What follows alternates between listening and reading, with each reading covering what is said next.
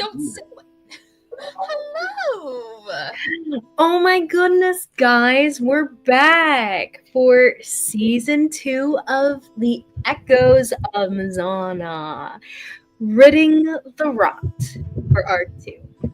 Now, as we begin here, we have multiple different characters in multiple stages of life. This is about a year later after the events of the previous arc of the campaign. And as we begin, let's go ahead. Describe for me, Karhali, Kanari, Shy, anything else that you guys have been doing within the breaks. Like, give us the short summary. I think we talked about this a bit in our little wrap-ups from before. But go ahead and give us a little summary of what you've been up to. Maybe we can resolve some little things as we go as well. And I can give you some information as to what came about because of certain actions and whatnot. So starting with Kanari. Screw you. Okay. So within the break, as one of the things that have come about, you have been interacting with the Baoshan Council and the people that live in the Baoshan Mountains, the Oni that live up there, Shido Oni specifically. And while up there, you've been trying to learn more about Jenyin's past and heritage and such. To reiterate, I forget if I told you this during our time with the wrap-up and everything, but some stuff they have discovered over the period of time, going back and forth and working with them and all that, has been that his mother was of the tribe probably long ago. They discovered this through magic, like through just legend lore, probably that kind of ritual of sorts.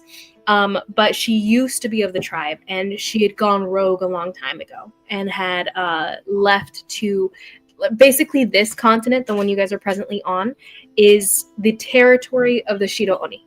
And so any of the blue Oni, any of the red Oni that are rampaging and causing chaos or doing whatever they want to do here are doing that on Shido Oni territory, and the Shido Oni try to like police the continent as well as they can against their own kind. But if anyone goes rogue, one of the Shido Oni, and they don't want to be involved with the Baoshan Council or whatever, and their policing techniques and all that, they can go to a different continent, the one in the east, I suppose. But I guess you can get there either which way. But across Jadis Ocean, the Jade Ocean, it's a little harder. So across the Norn Ocean is another continent that the people here, the countries here, don't interact with. So over there, this rogue Oni has probably made her own life of sorts. She ended up having a child, and that child was kidnapped and brought to this one, or brought back by the acolytes of Tom. But yeah, that's basically what they don't know her name, but they know that he would have grown up, kind of been raised at least a little while, because he was taken at pretty young of an age, but he would have been from over there. Did we decide if you remember anything about over there or not? He remembers her singing. He remembers He remembers her singing, her voice. He remembers not much beyond that. That's probably less a reflection on his age when he was taken, because he was probably around 9 when he was taken. And more we should have more memories. Mm-hmm. But he seemingly does not. That might, from what people know, anyone who goes to that continent never come back.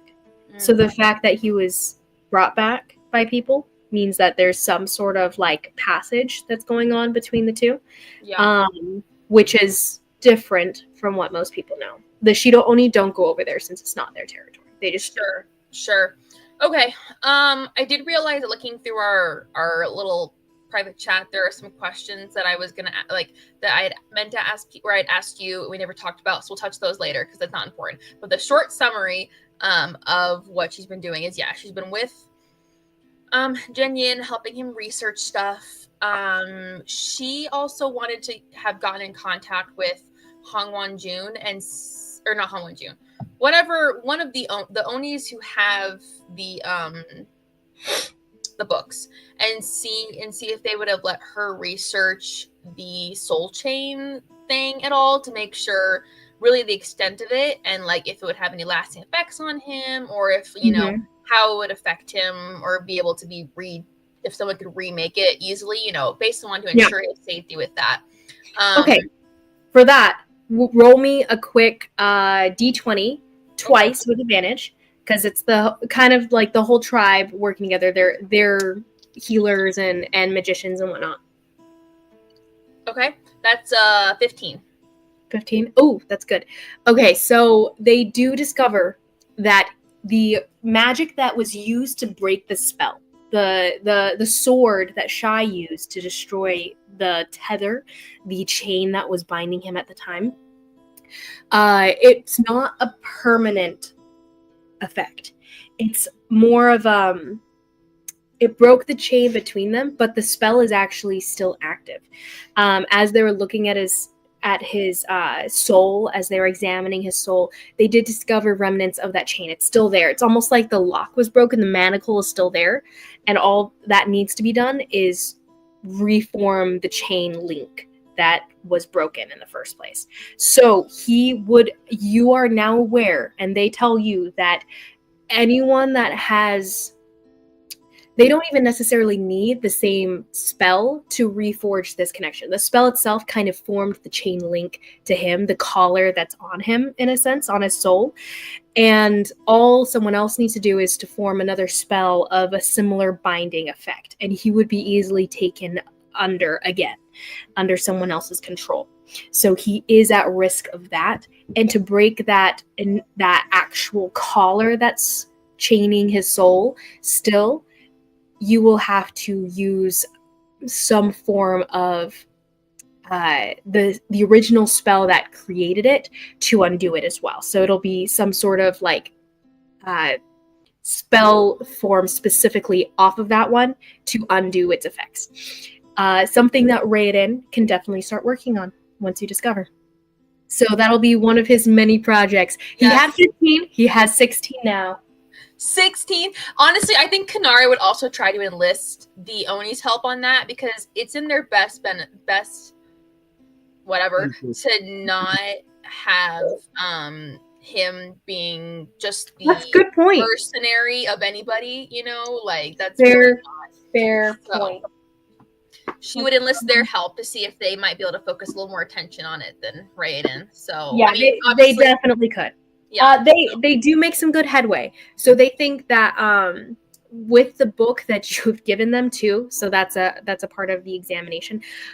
Ooh, roll me a persuasion check first, actually, because a little bit of this will be kind of encouraging them to examine the book of Xianwei's, and to use that as a part of figuring out how to undo this spell, right? Okay. So if you can convince the council, because you kind of saw everyone was at odds in a sense. Some factions within the council believe that like they shouldn't even touch the book. It probably shouldn't even be there. They should just destroy it. Some other people thought, no, we should hold on to the book, use it for our own like research and figuring things out and learning the old magics and all that. Some other people were like, oh yeah, let's not even, like, let's just hold it and never touch it again, stuff like that. So different factions were vying for control of the council's vote there. So go ahead and roll me persuasion check, see which of them kind of goes for it. 13, which isn't too bad. 13 is not too bad. Let me roll for them. Okay, so I would say for the period of time that you're at right now, they have not agreed to helping touching the books. They don't want to touch the books. They're like, we are very hands off. The faction that didn't want to have anything to do with the book, and the faction that just wanted to hold the book and not touch it, have won out over the others. So if you can, like, that's where you are presently. Raiden's presently working on it as well on his own. He doesn't seem to be able to focus his full time to it, though. As you've seen, he is Sure. very he seems to be just spread out. He is as far as people you've met, he is probably the most likely to figure something that like that out quickly if it weren't the only thing he was working on, or if it were the only thing he were working on. Right. So eventually he will figure something out. But as of right now, it is pending, and the council is pretty ex-nay on it. But that isn't to say you can't change their mind soon. Eventually. Okay. Yeah, and you still have a good relationship with them. This was just one of their votes taken and fallen. What else were you up to? Honestly, she probably spent the time when they weren't with the Oni.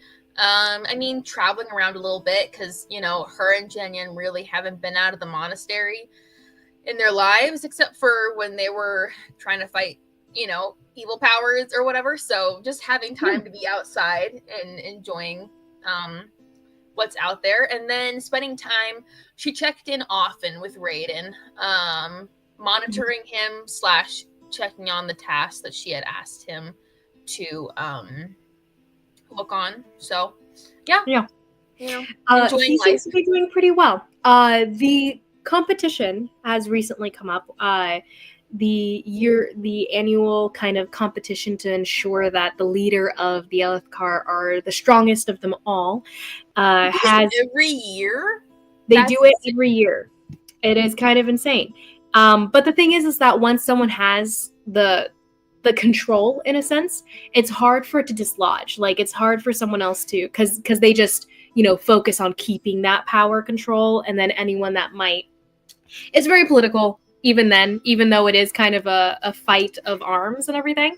But in that, Iodon's been in control for the longest time, and he stays in control. He wins the competition. Raiden falls out within the first few rounds, within the first, like, the lower level tier of contenders, like he has for the past couple years, unfortunately. But he didn't necessarily not expect that, so it doesn't really change his goals or his path as of now. Did he do the competition when he was like all big bad boy? Well, that only happened for a short period of time. The competition was happening near the end of the year. That's what I'm saying. Like, was he in that mode when he competed or no? Oh no, you guys healed him when he competed. If he had the Aelitris, he may have won, but he did not. Oh, should have given it to him. He's a lot healthier now, so it's probably for the best. Anyway, so with that then, Kanari also, you and Jinyan, spending a lot of time together, you guys, where would you guys try to set up a location that you guys, a home of sorts? Would you guys do it would you guys set something up within Raiden's mansion? He does offer you guys a place there. Would you want to do it lower on the mountain? Narcissus and some of his servants have places down near the base of the mountain. Like, his territory, his estate itself covers the entire mountain. Some of the servants live further down said mountain. And there's a city that surrounds the base of the mountain. So that's where the herbalism competition took place recently as well. Would you want to be living in his, like, behind his walls, or further into the forest in the wild? I think they would have kept their home base at Raiden's place, but they would often be gone for like days, weeks, just out, you know, in the forest, who knows where, just, you know, they just out free camping, doing whatever, and then coming back once in a while to be like, okay, maybe we should shower at some point and, you know, have a warm meal, I guess, you know. Yeah. Totally tracks. Jenyan would not be a fan of having a locked-in house or anything where he is enclosed in four walls anymore. You guys probably have its own kind of home base a little further down the mountain, I would say about like halfway up, like a cave you guys find at one point. That's a solid, like, okay, it's out of the way. No one can find this. And you guys Brayden's probably like, set bedding up just some stuff. disappears from some of his Yeah. rooms, like different things. Like Slowly but surely, the servants are just scratching their heads. Like, didn't we have like pillows here, cushions? What? Just things disappear periodically, and then like once the news ends up traveling to the steward, finally to Raiden himself, and they're like, we suspect some of these individuals you've included into the household, and he's just like, don't worry about it. Don't worry about it. I'm not listening. Walks away, and they're just like, but things are missing, and he's like, it doesn't matter, or whatever. Yeah. Reminds me of Cinderella Ever After. Like, it'll come out of your pay or something. But he doesn't say that because he's not. Yeah. But yeah, he's like, just ignore it. It's gone, apparently. Maybe the wind blew it away. Blah, blah, blah. They're like, that doesn't make sense. Anyway. But yeah, so you guys have this little setup. You guys have 2 little homes and travel between them as need be as you guys travel past his walls into the great beyond, just seeing the place. Do you have a preference as to where you guys were exploring? Would you guys go north toward like the wilds, the Drogma wilds where most people don't live? Or would you guys go into like locations where there are people and such? Experiencing more cities and stuff. What would Jen Yin prefer? He would probably prefer the wild, but it's not necessarily, I mean, it would probably be healthy for him to get used to experiencing people, though. There's that. So I think it's fair. Kanari would probably make him take day trips into the city and do stuff like that. And then as a treat, because he did a good job with it, we go spend 3 days out in the Drogma Wild. So, yeah. And then we go spend a day in the city.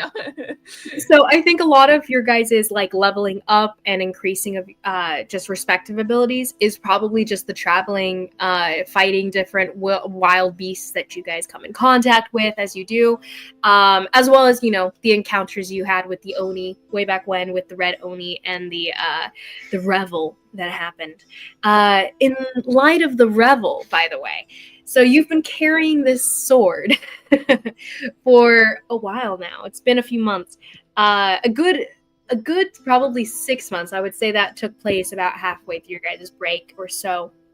But go ahead and roll me. Give me 3 d20s. And I'm going to record those for future effects. But as a side note, by the way, Kanari, you don't notice this, but about 2 months after you've been carrying this sword, Jinian will let you know that your skin is turning a shade of ashen. You are no longer twinsies as tan as you once were. Almost like you're not spending enough time in the sun, except you are. It's almost losing its color. But with that in mind, go ahead and give me those rolls. I got a 9, a 16, and a 19. A 9, a 16, and you said a 19? Mm-hmm. Nice. Pretty good rolls, though. Dang. Well, that changes how I was going to describe her then. I was going to be like, yeah, guys, she's looking tan, she's glowing, but I guess not. Well, it's not necessarily like you could have gotten darker, but you're just losing color so much. So it's not like golden so as much as darker and ashen. I'm turning into a drow. Kind of those colors. Eventually, you'll match Karhale. Oh, yeah, that's true. By the way, Kanari, you have a few more times after different battles and such of you kind of swinging the sword around, getting used to it. Question. Do you ditch the katana, the dark katana that you picked up from Yang way back when, or do you keep it along with this new sword? She would probably keep both unless There we Okay, so you've got 3 swords going on. You are, what's that guy's name? Zeno? Zoro. Zoro. You are Zoro from One Piece. How Uh, do you fight with 3 swords? Anyway, have you seen that? Have you seen the? No. I only know because of the live action. So- yeah. That's Anyway. what I've not. So yes, you have the 3 swords on you. Lovely. So, you do hear more often, after certain battles here and there, the sounds of a flute, a haunting flute playing in the back of your mind. Almost feels like eyes watching you here and there too. Whenever the flute plays in your mind, you feel eyes on you. But nothing comes of it. Is it a raven? Yet. Jenya never hears this flute anytime you ask him. I'm going to remind you of this moment. Whenever the sword corrupts you and then we have to kill you, I'm going to remember this moment where I said, Aaron and Karhali have both told you, ditch the cursed sword. I like how your first solution is just to kill her and not try anything else. But okay. We'd kill you. We'll bring you back. If you kill her, her soul will automatically be healed when she comes back. Yeah, it's like turning a computer on and off again. That's an insane thought, and I actually kind of What want do you there to be say? someone in a D&D world that's like, that's how we fix people. You just something goes a little wonky. Turn 'em on That and is off. actually really amazing. There's an NPC right there. That's my next character is a necromancer that just turns people on and off again. Treats people like computers. Wait. We got to troubleshoot this really quick. Did you I try want a deep her squad, and bring her back to life squad first? of necromancers.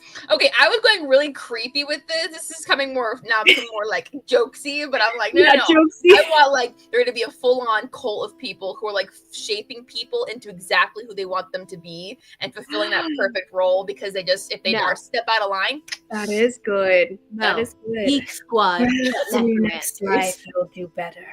It's nice. Anyway, You have yes. two sides. It's just a world where I love it. The two paths you And go down. that is the beauty of tone that changes a character entirely. So with that in mind, Kanari's year passes. Do you gain any skills and whatnot as you pass over the year? Did you want to work on a specific skill or whatnot? Oh crap. I did. What did we? Good question. No worries. You can consider it, and we can come back to you if you'd like. That'd be great. Thank you. Well, Karhale, you've been up to some stuff this past year. What have you been up to? Okay, well, over the past year, Karhale and Jeskir have spent most of their time working with the Ethereal, the Buttercup, and the Who have been Wanderer. building up their numbers again. So they've got recruited and trained up a few more mages and fighter types to the cause.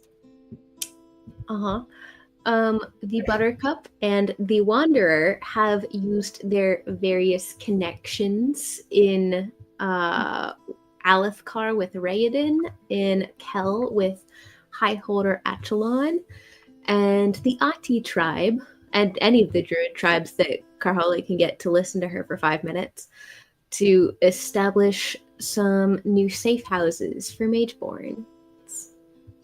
So spending the majority of their time in Tal, Karhale learned Talon. Woo! So I'm quite pleased with myself. Karhale has now learned Talon. Yes. And they've probably spent Go a ahead lot and of roll me. time. Just a quick roll. Go ahead and roll me a d6, and this will determine how many checkpoints locations you were able to create. Ooh. 5. Oh, 5. Really solid. You've Mhm. gotten a lot done over this year.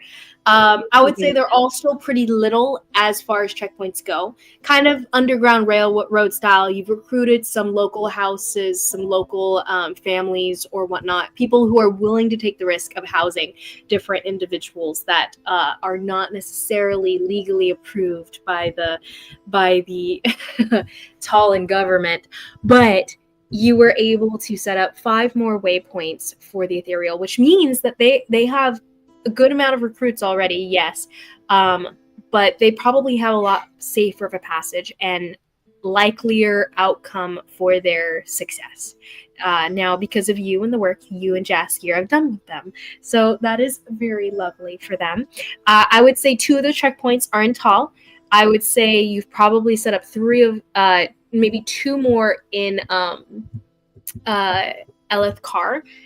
2 probably that I would say probably didn't exist previously. They probably haven't had too much contact with Eleth Car because of the tensions and just the difficulty of crossing the waters. They probably have more in Kel, to be honest, just because of the existing paths for different bandits and illegal activities that are made directly into the country anyway, through and around the GAN. So that 5th one is probably in Cal, right? Yeah, the 5th one is probably near Karhale's mom. Oh, that's so cute.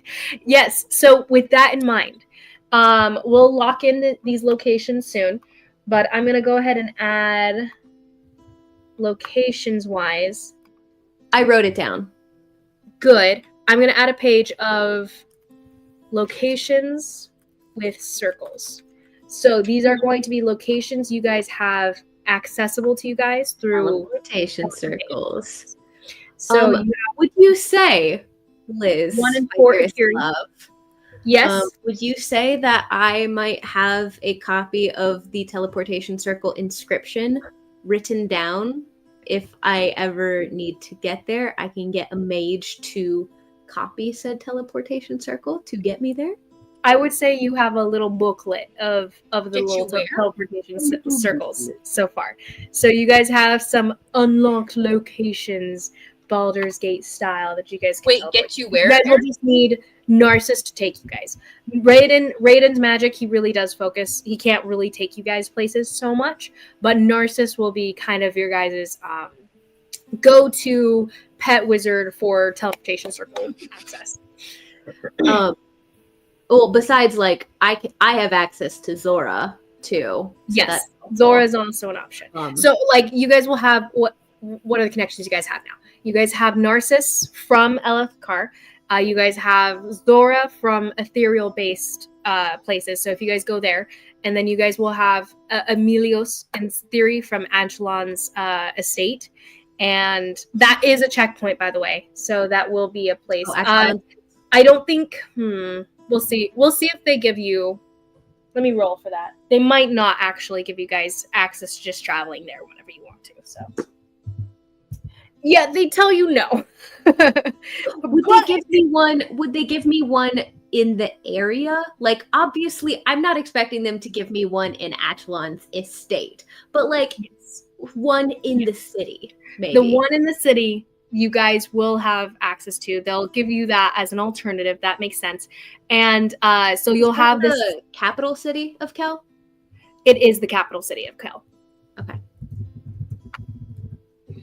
Let's see.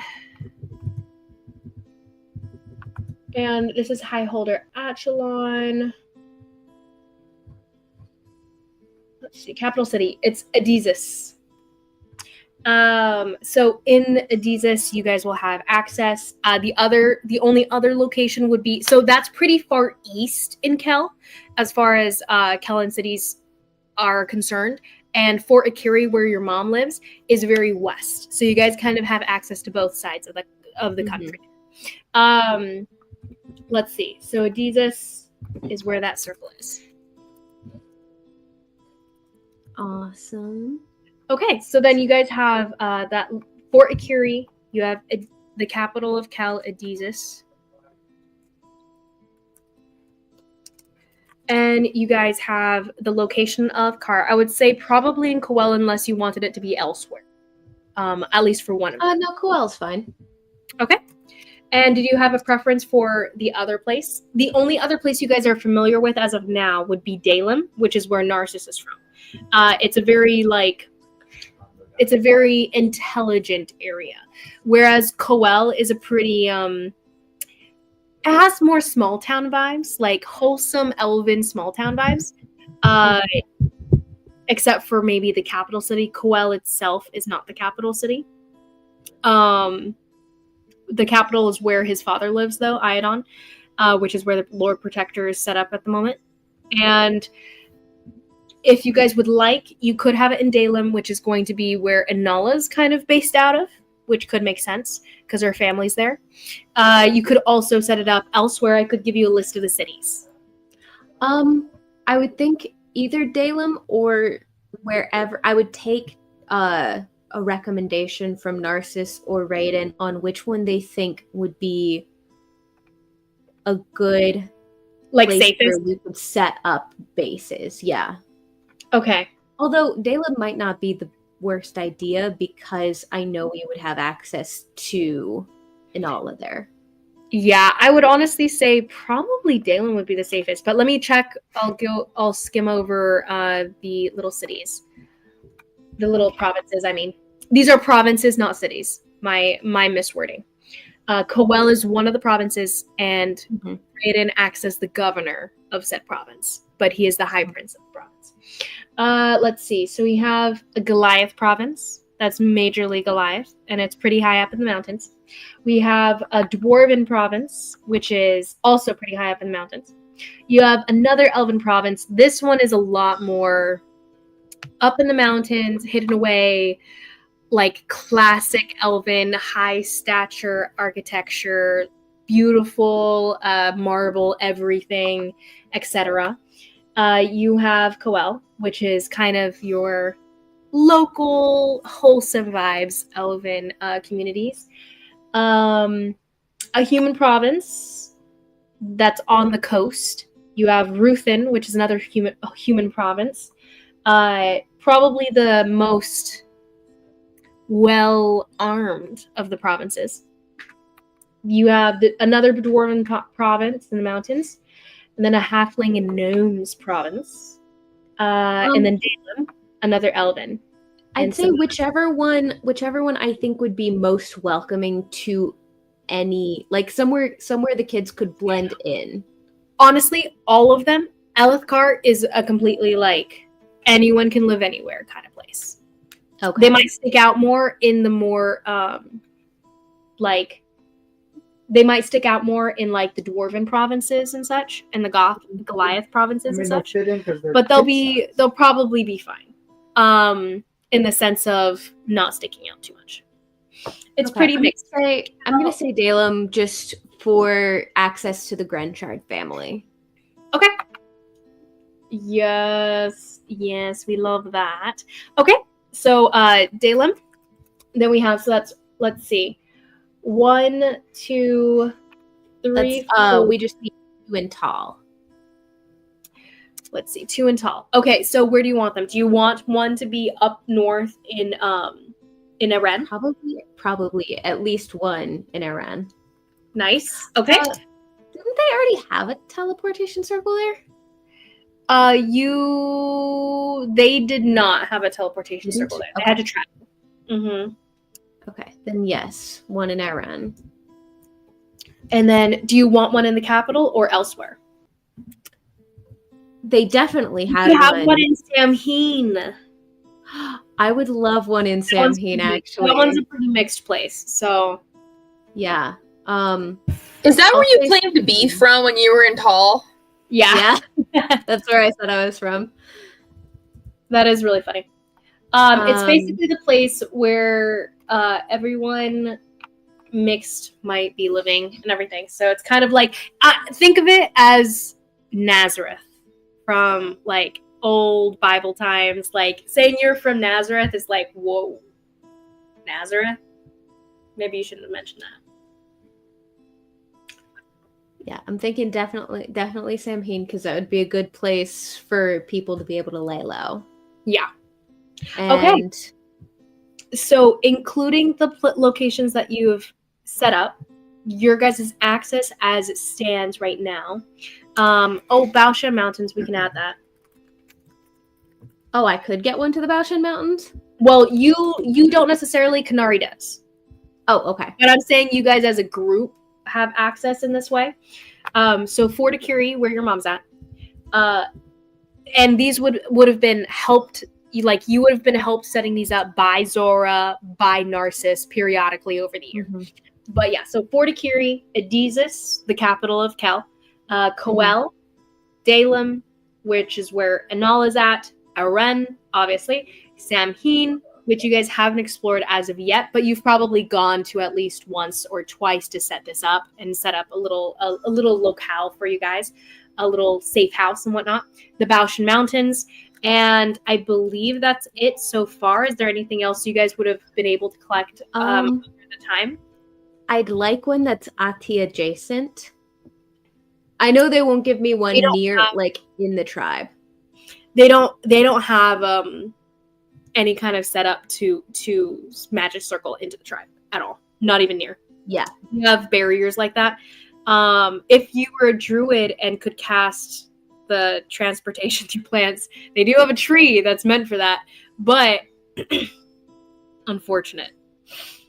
I'm thinking one to get in the ballpark where we could walk a couple hours, just like if we needed to transport quickly, like cross country. Okay, go ahead. Like hide one in like a cave or something. By the way, so just for future reference, if you guys travel to like every city that you guys travel to, you guys could try to collect one of their magic circles just to have on hand to travel there later. But for major city, like more commercial vibes, it's going to cost you guys money to get there. Like they'll charge you guys a toll as you guys go through. So it'll probably cost it like, since magic and stuff like that is pretty expensive, it'll probably cost something like 100 gold to enter a city through a magical circle. If they're you guys not the ones spending the magic to cast this spell. They're just letting us come in. That's ridiculous. It's true. It's definitely the only magic circle, and therefore they can generally charge however much they want. Are you saying for all of the ones that I've collected? No, I'm just saying for okay. Adizis, like the capital city one, if you would convince, if the Achelon household were convinced to let you have their magic circle, then you wouldn't have to pay in that context, in theory. But since you're using the capitals, that will cost you probably something like 100 gold. I'll probably charge it based on the city. But the ethereal ones, those are like private. Those are private, yes. That's what the only limitation will be like if you guys will have access to the mage that you need to send you back and forth. Mm-hmm. Gotcha. Assuming you don't have a mage later, but we'll see. Woo. Oh my goodness, that would be so nice. I really hope we resurrect Mnemo just so he can teleport us places. We just want him to be our Uber driver, that's all. Every time you guys use the spell, though, it does cost money. So it's something like, I think it's something like 20 gold to cast the spell itself. But yeah, so that'll be a factor. As of now, there's 7 locations that I have listed. And then you said you wanted to set one up outside of the Druid, like kind of nearby within a few hours. Their magical barriers are set up like something like half a day's travel away. Okay. That would be fine. Just something to get us within half a day's travel to get to them in case of emergency. Keep in mind, since it won't be something that's upheld and kept pristine and clean and protected and everything by individuals that would live there, because this setup would be out in the boonies. Like this is kind of like you guys finding a nice flat stone to work with, carving it in and hoping it stays kind of thing. So any weathering, like storming and stuff like that may affect. I was thinking like the wall of a cave. A wall of a cave could work. Inside a cave could work, but just keep in mind that like the paints or whatever the carvings that are used in it can weather, and so we'll roll for weathering basically as we go every time you guys, just to see if it's still intact. And you guys can try to keep it up every time you go. and try to make sure that it's clean and like protected or whatever. But it's just something that might not be fully dependable, like something like not as dependable as the ones that are being taken care of, basically. Yeah. But yeah, so just keep that in mind. If anything, though, it should be pretty effective, at least for this next campaign for now. But yeah, so as you guys continue, so you've been working with the Ethereal, getting connected with them. From what I remember, you also were working with Atoll and keeping up with her and what's been going on.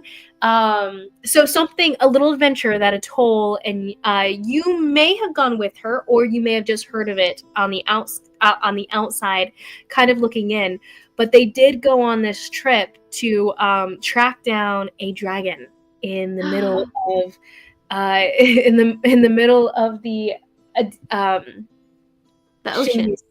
What is that called? Crap! Wow, I'm forgetting my own map. In the middle of the it starts with an A. No, it's the Asian Sea. Asian Sea. Oh my gosh.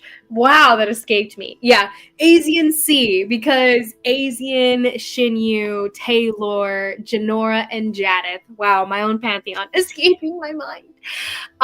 Wasn't Shy wanting to come with us on that? Shy and Marok were wanting to I would go. say Shy was definitely with them because they had discovered this information together. At one point, Marok probably contacts Shy and is like, "We're doing it. Are you coming?" And Shy, would you have gone? Yeah, I think we talked about this before. Mm-hmm. Yeah, so Shy definitely went. Karhale and Jaskier, you guys could have went. I would say Jaskier probably... Let's see if he would have gone. I'm just going to roll for him whether he goes on these little adventures with you or if something comes up or whatever. But yeah, he goes with you for this trip. If you end up going with them. Would you go? It's going to be Atoll. Adine is going. Shy is going, Marok is going, so they have a little group of 4 already. I would say yes. Mostly because I love Atoll and I want to make some headway with Adine. Got you. Okay, go ahead and roll me a general charisma check, and we'll see how well you come off for Adine over this trip. But yeah, is so it the charisma or is it persuasion? I'm gonna roll for all of them. Is it persuasion? No, it's just a charisma check. Boo. Boo. Ooh. Okay. Shy, go ahead and give me a D20. Just a straight D20. That would be an 18, milady. An 18, you say? 4. Straight up. A straight 18. Okay. So, with an 18, you and Adine strike up crap. a sword. He's not in love with me too, right? No. It's not that would be problematic. Like, I would say, well, the joke. thing was that the AC was pretty, not AC, the DC was pretty high just because of the fact that you are kind of Shaitan, and that's kind of a deal breaker, and just in being friends in the first place and stuff. But because of Atoll and like how much she's been like, hey, don't be racist, man. Why is And Karhale is Earth Genasi. That's Shaitan? As far as Tal is concerned, anyone who's like of a magical race, like when they have magical descent, they are of they are of blasphemous nature. Of a blasphemous, basically. Shaitan? Yes. Yeah, definitely a Shaitan. So is Kanari. They just don't know it because she doesn't. Yeah, Kanari looks pretty. Like she doesn't look human passing. Her Shaitan descent. Human passing, yeah. Human passing. Nemo barely passed for a while. He just had some tattoos. He didn't have tattoos. What are you talking about? I don't remember tattoos. Do we remember tattoos? No. All I remember was blue hair. Blue hair, yeah. The cracks. Oh, the chest cracks. Well, yes. They were on my face and my hands too. Eventually, that's true. They were creeping up there. But yes, so Shy, Adine, Atoll, Marok, Karhale, and Jaskier go on this little adventure to the Asian Sea. I rolled a 4. A 4? You rolled a 4? Darn. Well, we have... Okay, so Adine rolled a natural 20. Atoll rolled a 10. No. Atoll rolled a 4. I was looking at the wrong dice. Same. Mudok rolled a 10, and Shy rolled a 4. So I would say both Shy and Atoll is kind of just struggling, trying to keep up the hero stature that she's got going on and everything. But I mean, she's doing fine. But she's just like, there's a lot of pressure going on. And so I think she went into this trip, you know, thinking really like responsibly. And she's like, I'm going to do this thing, and I'm going to find what we need to find. And we're going to save my nation, because we're going to find the purpose of this trip, to locate the lost relatives of Jezrien, of the Sun King, actually. The last of the I'm here for the dragon, man. The last of the Sun King's line, yes. And they are trying to locate these children that will probably have not probably. The last children that would have a grasp on the throne of the Sun King's position. Right now, the church and the regent is in charge, and they're looking for the heirs and everything, but it's probably not going to happen. So the church basically has complete control. So right now, Atoll is trying to find someone else who might have control of the government in Tal, maybe able to make some changes if they can find them. And Jezreel's children, hopefully they're more like Jezreel than they are like anyone else. So that's their shot right now. Adine got a natural 20, like I said. So he props up Atoll, and he's like, you're doing good. You just need a little more training, you know? And she's like 15, turning 16 over the course of this passing year. So she's getting older. She's a teenager now. But she's still learning. She's still learning as she goes. Shy, why is your roll a 4 for how well it goes for you? The trip. I'm just bored. Yeah. So just bored, and nothing really catches your interest. You were kind of expecting more dragon in the trip than. Yeah. Where are the dragons? Yeah, and most of it is exploration. You guys get to an island, like this rocky, craggy little island. You guys end up having to find your path through it. And there's an underground temple there as well. And within said underground temple, there is a resting dragon nest, actually. Go ahead. I would say because of the natural 20. Dragon eggs for breakfast? Because of the natural 20, it's actually empty when you guys originally arrive. And Adine kind of leading the group of you guys, because he is the type to try to take control and stuff. But he's actually pretty good at it. So, like, it goes pretty well. Karhale, you and Jaskier also give me just D20 rolls. Straight D20. Oh. I rolled the 18, though. 18 was so good. Well, the 18 was for your camaraderie with Adine. Oh, okay.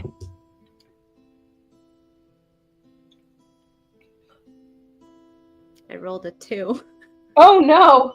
Let me roll for him. Ooh, 5. Oh, the both of you guys.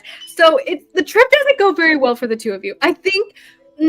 Let's see. You tell me from your perspective why it goes badly. But I feel like this happens. You know what? This trip happens immediately after your guys' date, and it's just really awkward. You invited him, and you were like, hey, do you want to go on a trip with me? And you're kind of hoping he would say no, because then you would have a little bit of space for a little while. But he's like, I can't say no. Like, in his head, he's like, I can't say no. If I say no, then, like, that's going to say its own thing.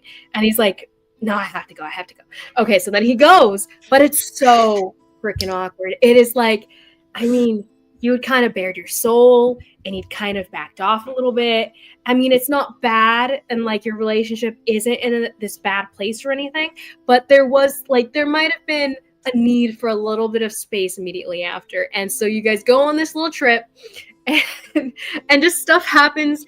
It's a little awkward. You're hanging out. You're getting so tight with Adine actually on this trip. It's a little weird. So, because of this little trip, things are a little bit tense. And so, I would say from your guys' angle, like, things like, you guys don't get hurt in this really dangerous way necessarily. Or even sometimes you guys do, because you guys are a little distracted with with drama that's going on, the tension itself. But things are fine. It's just it's an awkward trip. It's fine. You kind of wish you didn't go at the end of it. But Atoll's kind of like, what's going on? Like, why are you guys weird? Why are you guys weird? Nothing. And Adine and you are tight after this trip. Like you guys are solid. And he's like, you know what? All the Shaitan aren't so bad. And you're like, still racist, buddy. 3 for 3 though. I'm 3 for 3. And Adine has no aspirations as to gaining your romantic preference or anything. Cool. He is definitely very uninterested, except it doesn't even matter because Jaskier does not see that. Anyway, what you guys discover through the trip, though, you guys enter this little dragon nest, empty at first and everything, and eventually you guys do. I would say probably Adine with the natural 20. Atoll is kind of just not really sure what to look for, how to find anything. But Adine ends up coming out with some journals and everything. Finds out that these kids were being raised here for a while. They grew up here in this. The place has greenery, and it has different kind of foods and creatures that like prey that could be hunted and such. But basically, they were raised as the children of this dragon. This dragon took them into its nest and raised them as his own. So they are no longer going to be some weird homeschool kids. Yep, some weird ass homeschool. We want them to run a country. Are we sure? I will say, you guys find a lot of books, scrolls, and such that were stolen. No, I get they're educated. The hoard itself perfectly is more educated. lore than it is gold and such. Yeah. No, education wasn't what I was worried about. I was worried about them being weirdos. So they do find these kids? They don't. They find all Adine finds is the evidence of these children being raised here for the past, because it's been like 20 years. They have since grown up. They were human-ish, but they've since grown up and left the nest, so to speak. But you guys were very lucky in that you guys found the nest when the dragon was away from home, so you guys didn't end up needing to fight one. Did we get their names? From the journals? Oh yeah. Well, you guys know the names. You guys already know the names. Mm-hmm. I was trying to find out. I was looking through my notes. Did we find out what happened? Their names are wife? Rion, and Heniel. Yeah, I did know that. Mm-hmm. You do find out that they are going by different names now, though. More nickname, just because of their being raised by a new adoptive parent, so to speak. But Rayon is going by Ray now. And Haniel is going by Hawk.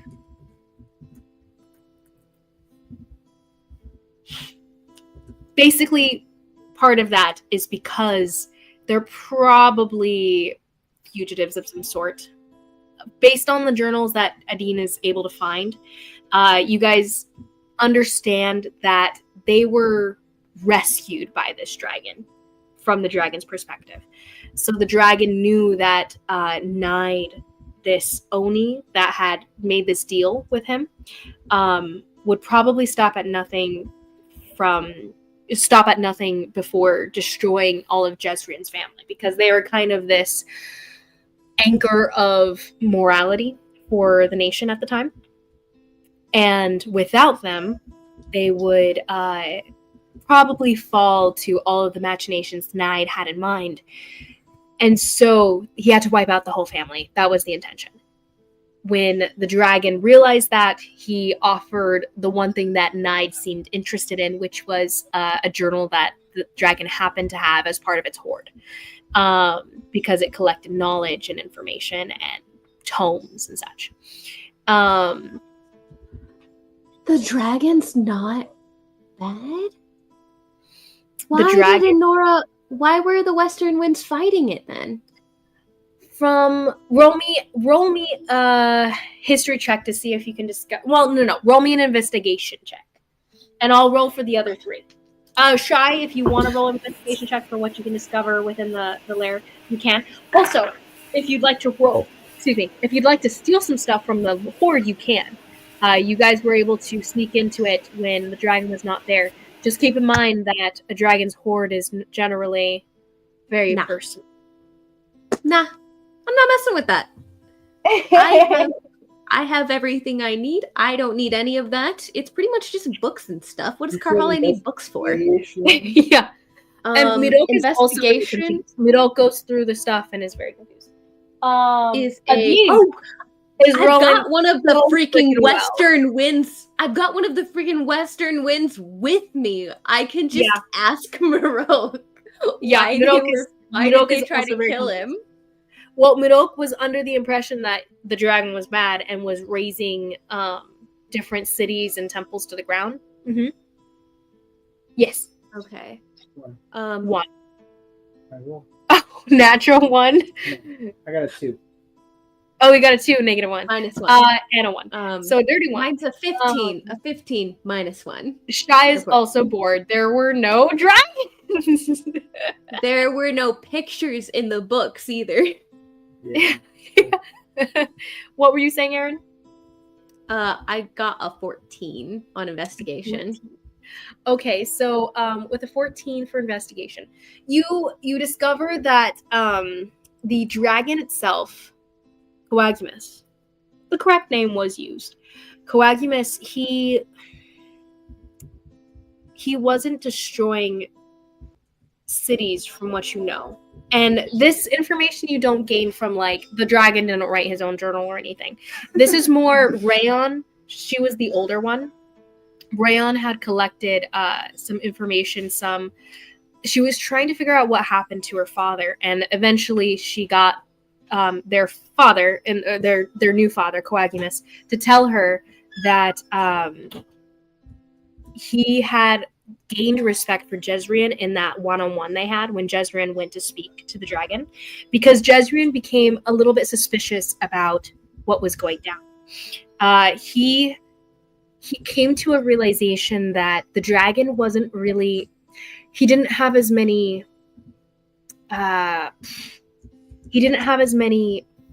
victims as he should, as a dragon should. Like, he wasn't raising entire cities like he should. It seemed like he was going for pinpoint accuracy locations. Some people did die in that process, that is true. So Coagumus wasn't without fault.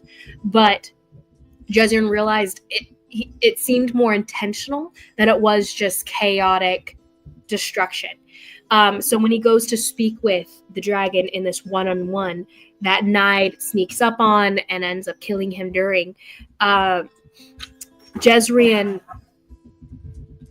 came to an understanding with Coagumus. Coagumus was raging his own personal war against Shinyu, the god Shinyu. And so he was raising every temple, every location that had anything to do with Shinyu. Incidentally, she mentioned the temples that we've seen that were all wrecked. Mm-hmm. All the Telendrian temples were wrecked, and any Shinyu specific temple was wrecked. But the temples that were specifically to, like, Jadith or Janora or Taylor, those were all left untouched. And everything makes sense now. So he was attacking Shinyu's image, in essence. It doesn't explain why, but she just knows that whatever Coagumus told her was basically, yo, it was personal. It was personal, yo. We've been watching, what's it called? Breaking Bad. It's in my mind now. Anyway, but it was very personal, and Rayon comes to the conclusion that he must have a beef with Shinyu, but she couldn't get him to explain more than that. as far as the journal concludes. So you are of the mind that, that's what Coagmus was up to. He wasn't necessarily like evilly trying to wipe out places, but the propaganda that the Western Winds learned about was like, hey, this dragon is wrecking everything. I mean, everyone just talked it up and were very afraid of this dragon. So, local adventuring group took it upon themselves to protect the people. They were just not quite powerful enough to beat him. I wasn't expecting the full lore dump to solve the entire set of questions that I had for the entire last arc. Oh, so glad I went. Granted. I mean, who knows why he hates Shinyu, But that still like explains like the whole story. That's Shinyu's a whole separate other point. I was wondering what happened with Coagmus, the Western Winds, and Nine. Oh, that's true. That does. It seals up the last loose end. Yeah, like that just ties up the last loose end, and the whole deal with Shinyu and Coagmus is a completely different arc here. True. True. I'm so down. This is awesome. Oh wow, I forgot that was the loose end. That's funny. So that happens over the break for you guys, that little adventure. Shy is very disappointed by the lack of dragons and magical creatures involved, but the little place is a nice location, and it has a lot of so with that in mind, do you want to steal any knowledge from? You said no, correct? I would also tell Jeskier and Atoll not to. Jeskier and Atoll I will roll for them with disadvantage, but if they roll high enough, they will still want to anyway. Shy will do it. Atoll.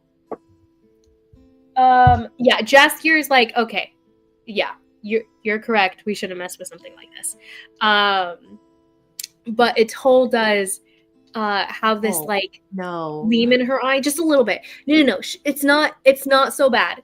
She stands down, but there is this gleam in her eye, like she wanted to. She was like, but it could probably solve so many problems. Like, there's so much knowledge there. The books are stacked upon books. It's a very haphazard kind of library setup. It's in this cave. It's set up on this higher ledge and everything, but it is beautiful. And a lot of these tomes are ancient. Some of them are magical. A lot of them seem to have descended from like old times, like Hestrian times. Kind of thing. So they probably hold spells, all kinds of just information that could be useful to anyone to power up and whatnot. And Atoll's just like, maybe we could use this. The ethereal could use this. We could do so much. And you see that the temptation is there, but when you put your hand on her shoulder, she stands down and she backs off and turns her back on the treasure trove of lore. As you guys turn away, you see Mirok step forward. No. And he completely in for some new knowledge. A worshiper of you. A worshiper. I know. But I will say, Mirok is a tricksy person. He does see that you advise against it. So he is going to roll a stealth check. Go ahead and roll me. He's going to roll sleight of hand. Roll me a perception. Ooh. That's like a 13. A 13. Yeah. As far as you know, everyone stands down. But yeah, I know. That is the little adventure you have. From the Roke. A cleric of tricks and knowledge. So see, that is the best part is that's a him problem, not a me problem. Fair, very fair. It's not somebody I'm taking end up being an ethereal problem, to be honest, eventually. But we'll see. He probably picked something that was very useful to them. It might ease out. Anyway, so with that break in mind, Shy? Oh, you take stuff. I didn't think you would be interested. No. Go ahead and roll me sleight of hand for Carhale's perception. What was your perception? Oh, it's the same one. It's the same one. Oh, it's a 13. Okay, tell us what your stealth check is, or your sleight of hand. I think it's higher. Yes, 18. Oh, okay. Die slowly. Midok and Shy just wink at each other. They're pocketing different items. But Shy, what do you take? Stuff for Raiden, because he and I have been buddy the past Aww. week. So Aww, I need stuff. That's so sweet. that is actually really sweet. Stuff for the tapestry, stuff for little ancient little creatures, stuff for the. Okay, roll me an investigation check to see if you can find anything relating to this information. 18 again. Carhale does not approve, but Shy? Aaron does.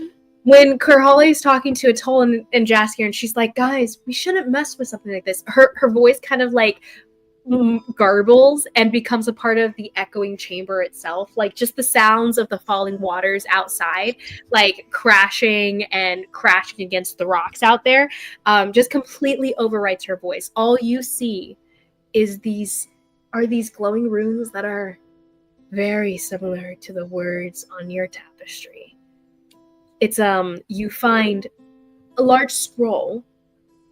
I would say you find with an 18, I would say you find 2 different scrolls that seem to have something similar, at least, like if not the same exact runes as the ones on your tapestry, they are with the same style of symbology, and you recognize that. It's in the same language as whatever's written on there, which you have learned recently as Kori.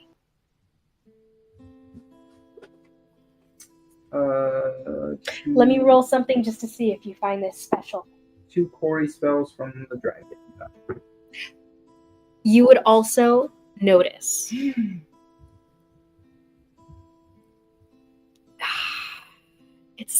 see a little locket sitting somewhere. It seems to glow this quiet greenish hue.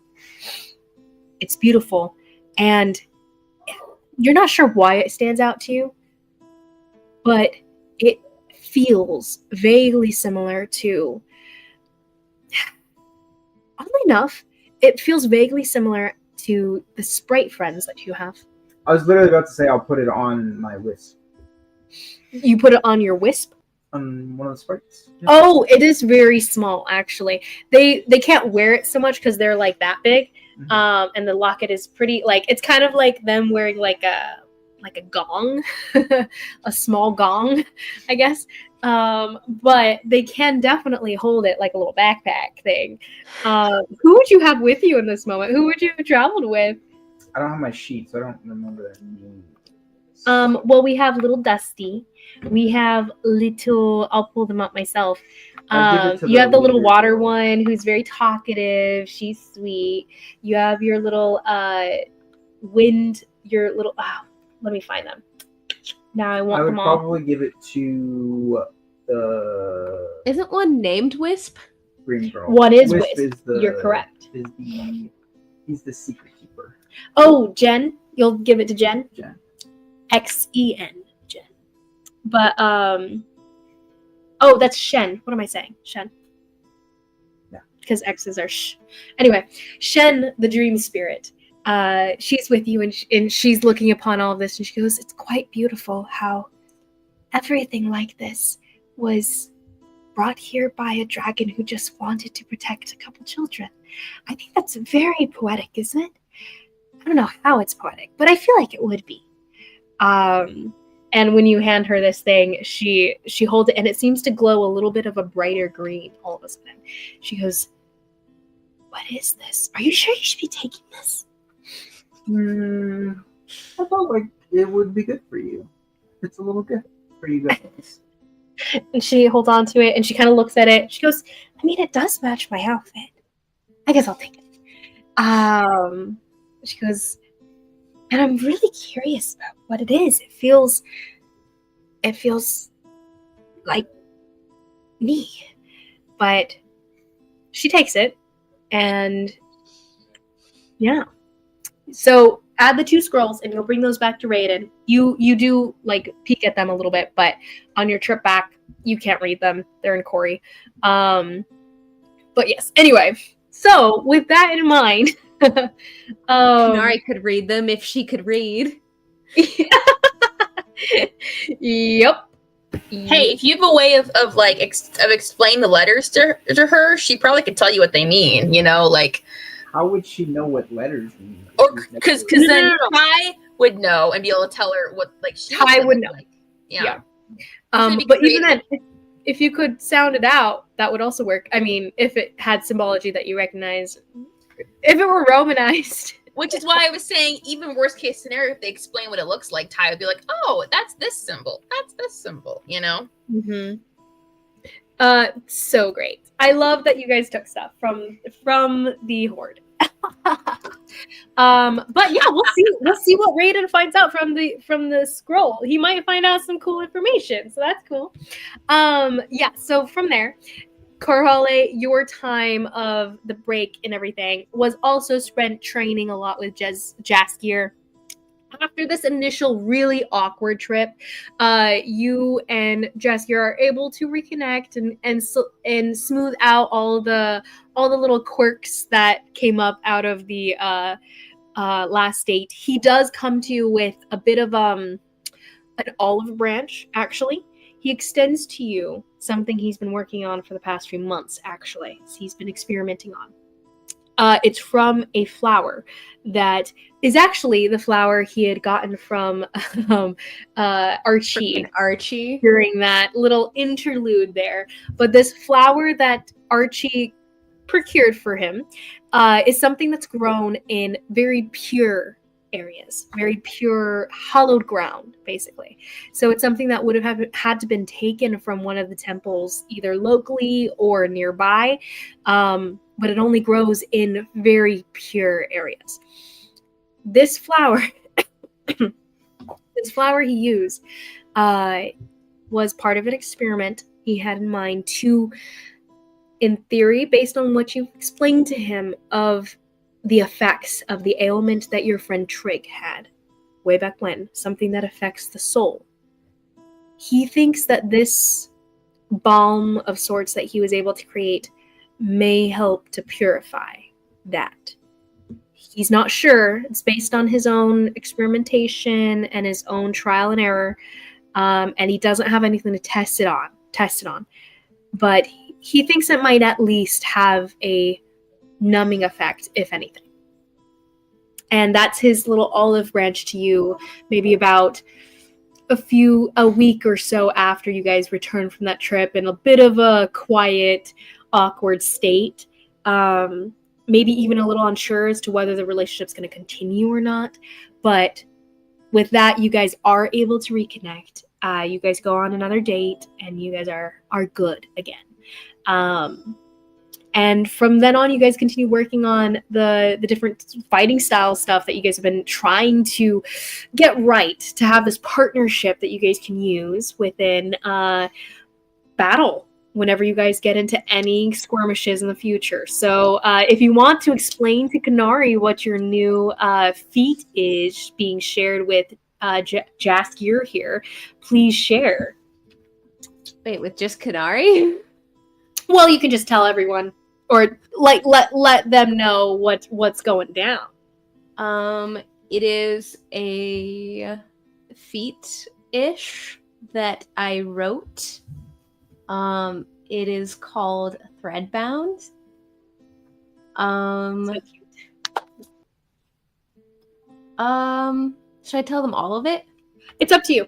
If you would like to share it, or you want it to come out in battle, you can. I kind of want to save some of it, but I'll say some of it. So the prerequisite is 2 characters must take this feat at the same time and remain within 10 feet of each other to benefit. You and your partner have honed your teamwork to such a degree that your actions flow seamlessly together. So one of the features is when you are within 10 feet of your partner, you gain a +1 bonus to attack rolls. And another one is when your partner hits a creature with a melee attack, you can use your reaction to make a melee attack against the same creature. And that's a proficiency bonus amount of times per long rest. I'm gonna save the last one. Nice. And so with that, moving to Shy. Are you kidding? Been Directly on my fresh character sheet, I just spilled a bunch of water. Oh no! Oh no! That is the worst. I genuinely The am so fresh excited when that character happens. sheet. Well, hopefully it's fine. I'm so annoyed. Poor It thing. only- Mr. Shy. what Oh, have you- I had one more more thing. Go ahead.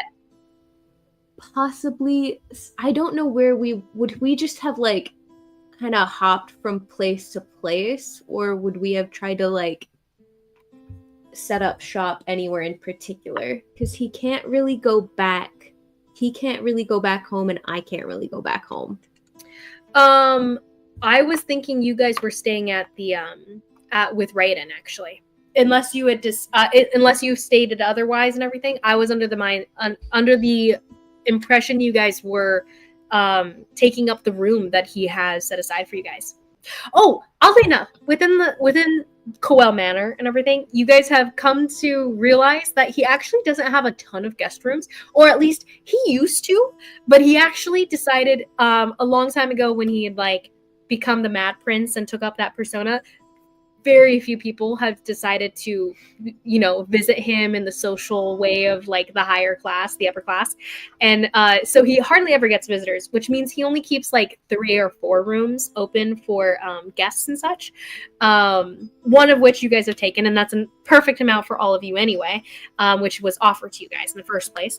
But the other rooms were all taken up by different magical purposes. So there's like a magical workroom, there's an alchemy lab, there's like all kinds of rooms that used to be guest rooms, and you guys can tell that they used to because they have like little fireplaces, little washrooms that are attached and everything, but they're all like totally created. He's made so many offices for himself for different purposes.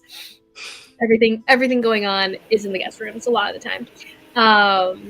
This seems oh god.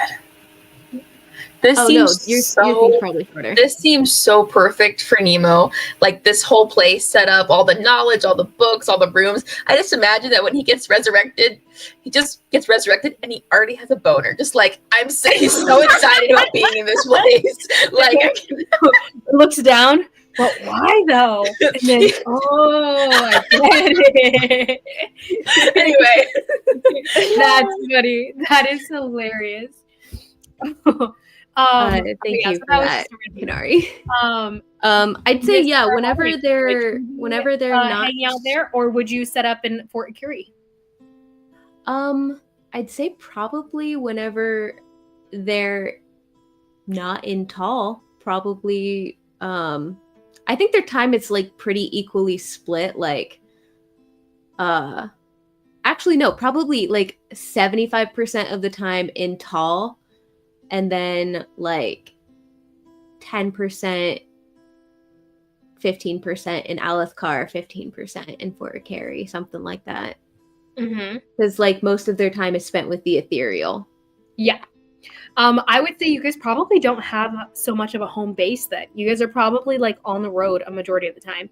Like oddly enough, Kanari and Jenyin, who have kind of like a half home base, have probably more of a home base than you guys do at the moment. Like I feel like you guys are just traveling a lot. You guys are doing so much that you don't have time to like set up a place to stay. Yeah. Like I kind of had thoughts to like find a place to put down some little roots, but I don't think they'd have time. Yeah, also, like that's kind of like a commitment thing, and even if she wanted to like set up a home base, I think she'd be too scared to say anything. Jaskier's just in for the ride. He's kind of like wondering if there is a place for you guys to settle down, but he doesn't really air that himself. He's just kind of like, we've got stuff to do apparently, and he's just helping.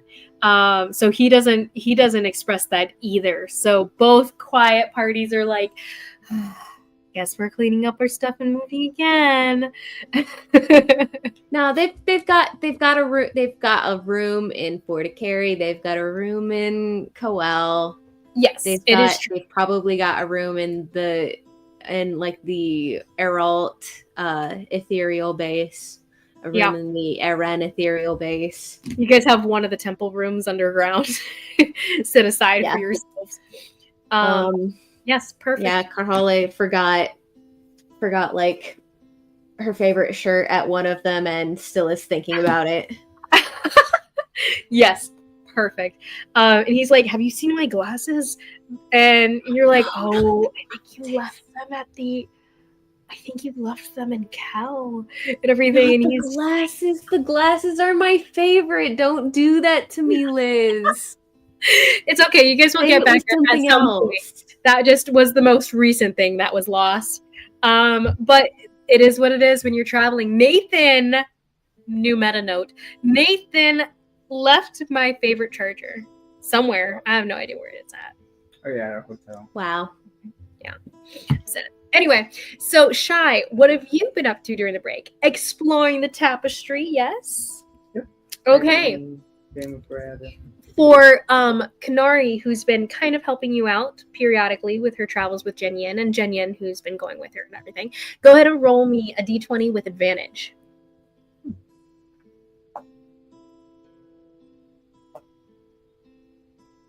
14. So you get up the mountains again, and you've been getting closer and closer, encroaching on getting further and further, and the magic itself that seems to try to pull you guys back seems to let up a little bit with Kanari in tow. It almost seems like with just you, the tapestry itself seems to rebel against you almost. You wouldn't phrase it that way. But never mind. What? No, I don't think it is. This isn't. Never mind. That doesn't make any sense. I'm not going to say it. It's fine. Tell me. I'm curious. This isn't. You're muted, Aaron. This isn't a way to get to Adar, is it? You don't know. What is Adar? I don't know either, so we'll see. I know what Adar is. You would I know will if you say- paid attention. I will say What's Adar? you're almost on the right track, but not at the same time. You're almost like it's weird, but you're kind of right and totally wrong at the same time. It's interesting. It's Okay. interesting. Okay. What's That is Adar? interesting. And that's a funny Nathan, that's a funny have you not paid attention? Adar is where Kanari's from, basically. It's where the Kalstar live. So this is how you get to the freaking realm Dalcor. of dreams? Dalcor. We'll see. What? I can't say anything. That is neither yes nor no.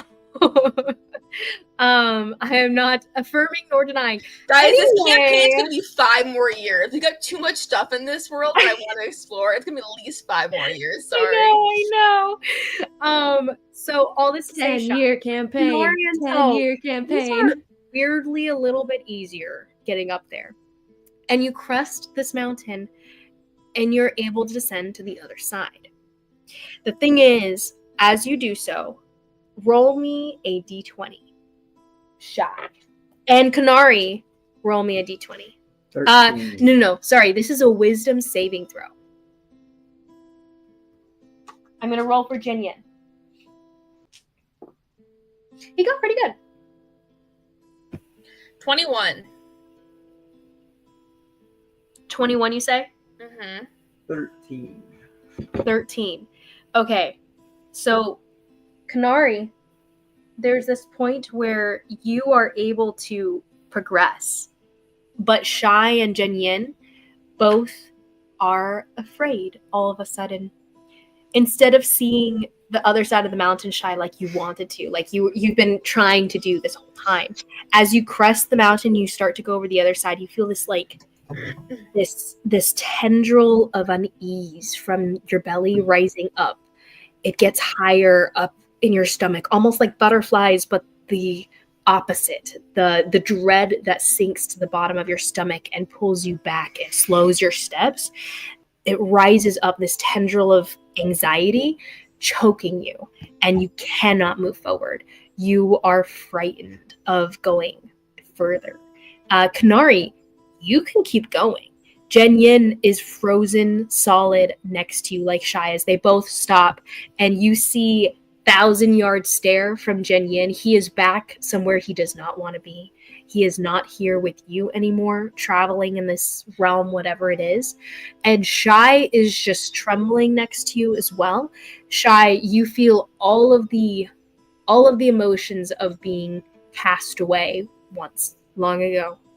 You feel all of the towering, impending power in front of you that you cannot overcome and you cannot even contend with. Jen Yin just feels trapped. And that's all he needs to feel to get to this point. But the both of you are very, very much frightened. I think this is far enough for today. For today, we've been traveling so far to get here, and you're going to stop now? I mean, yeah, we went pretty far. Jen, We shouldn't. I kind of agree with him. this isn't the monastery. You're not going to be... As you say that, you see these walls starting to rise up around you. These walls are rising up around you, yes, because you're next to Jen Yin, but they're centered on him. You see two walls rising up. They're made of like adobe, almost, rising up. Very familiar style of creation, this stucco adobe look, as it rises up next to you. And they start to form this lodge around you. A very familiar look of an old monastery you used to train at. And it's slowly forming around you. It's rising up slowly but surely, enclosing Yin in its maw. Well, she's like, okay, go back up the mountain. I'm going to be gone 30 seconds, and I'm going to just kind of run a little bit, and I want to see what happens. I want to see what's around, and then I'm going to run back. I can go so far in 30 seconds, it's not even funny. I'm going to imagine a campfire. Would Jen have traveled with you, by the way?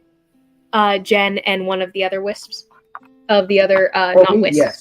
but... Shen... I'm thinking Shen, sorry, yeah, every time. I'm thinking Shen is a default for most of the time. Yeah. Because you really like her. And I'll have Whisper Dude. Wisp. Little Wisp. Okay, I'm going to roll for them. Actually, you roll for them. Give me 2d20s for the wisdom saving throw for them. And their addition is +1. 7 and 10. Okay. 7 and 10, both of them are also freaking out, frightened right next to you. They feel like they're being snuffed out in the material plane. They feel like they're elsewhere right now. Back in the state where you had actually rescued them way back when, a couple of them at least, and they wish to go back with you. What did you say before? You had said you were going to do something else. You're going to... Oh, I'm going to imagine a campfire right at our feet, and then I'm going to start walking back to Jen. Okay. I'm going to leave the campfire for Kanari to be able to tell where you're at. So you imagine this campfire, and it springs to life in front of you, flickering flames and all. It is just as ramshackle as you normally put together a little fire. But it is visible. For you, Kanari, you see smoke starting to rise into the sky from a distance. Does she? Never mind.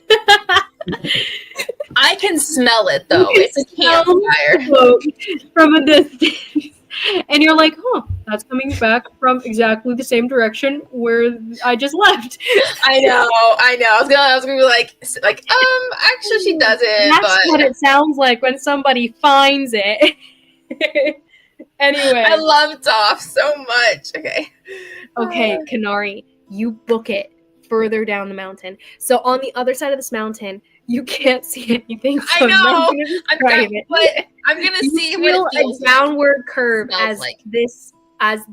the angle of the mountain starts to shift into more of a flat valley at the bottom. So as you're running and dodging different trees and rocks as you're passing through, go ahead and roll me as you get closer. You're starting to hear the sounds of almost like the distant bells of a city. Almost you can hear the sounds of what you might call civilization, but you're not quite sure. You don't know what it looks like. You can't see anything, so you're getting closer. Roll me a new wisdom saving throw. The sounds of the bells start to get louder and louder, clanging in your ears. 18? 18. You're still okay. You keep running, and you get to what seems to be, I can't describe things. I know, it's so hard. Water's edge. You hear the trickling of water curling in front of you, and you get to the bank of something that seems to be separating you. This small, it sounds like a small river of sorts. And on the other side, you feel the a breakage in the path of the wind that has been blowing around. It seems like it seems like maybe a wall or like buildings or something like that, probably on the other side. The echoes of your voice, echolocation. I don't know how you would tell anything as a blind person in this context. She senses things to the ground. We've already established this. Like she does sense things to the ground. So you can sense the tremors in the ground. You can feel the rising feel of buildings on the other side. Like I have blind sight. They're different from what you're familiar with. Mm-hmm. Incredibly different from what you're familiar with. As far as you so can there's tell, walls. You said off past the water. It's a small wall. It's not a wall to keep things out so much as it seems maybe more decorative. Right here or out further? Closer to you. There seems to be this circular moon archway on the other side, from what you can tell in tremor sense. You're gonna have to cross the water then. I mean, I can run on water, so why not? Let's do it. Okay, so you step onto the water, correct? Yes. Okay, so you go out through the water. First step you take, it feels like your foot steps into the water, and you are filled with memories.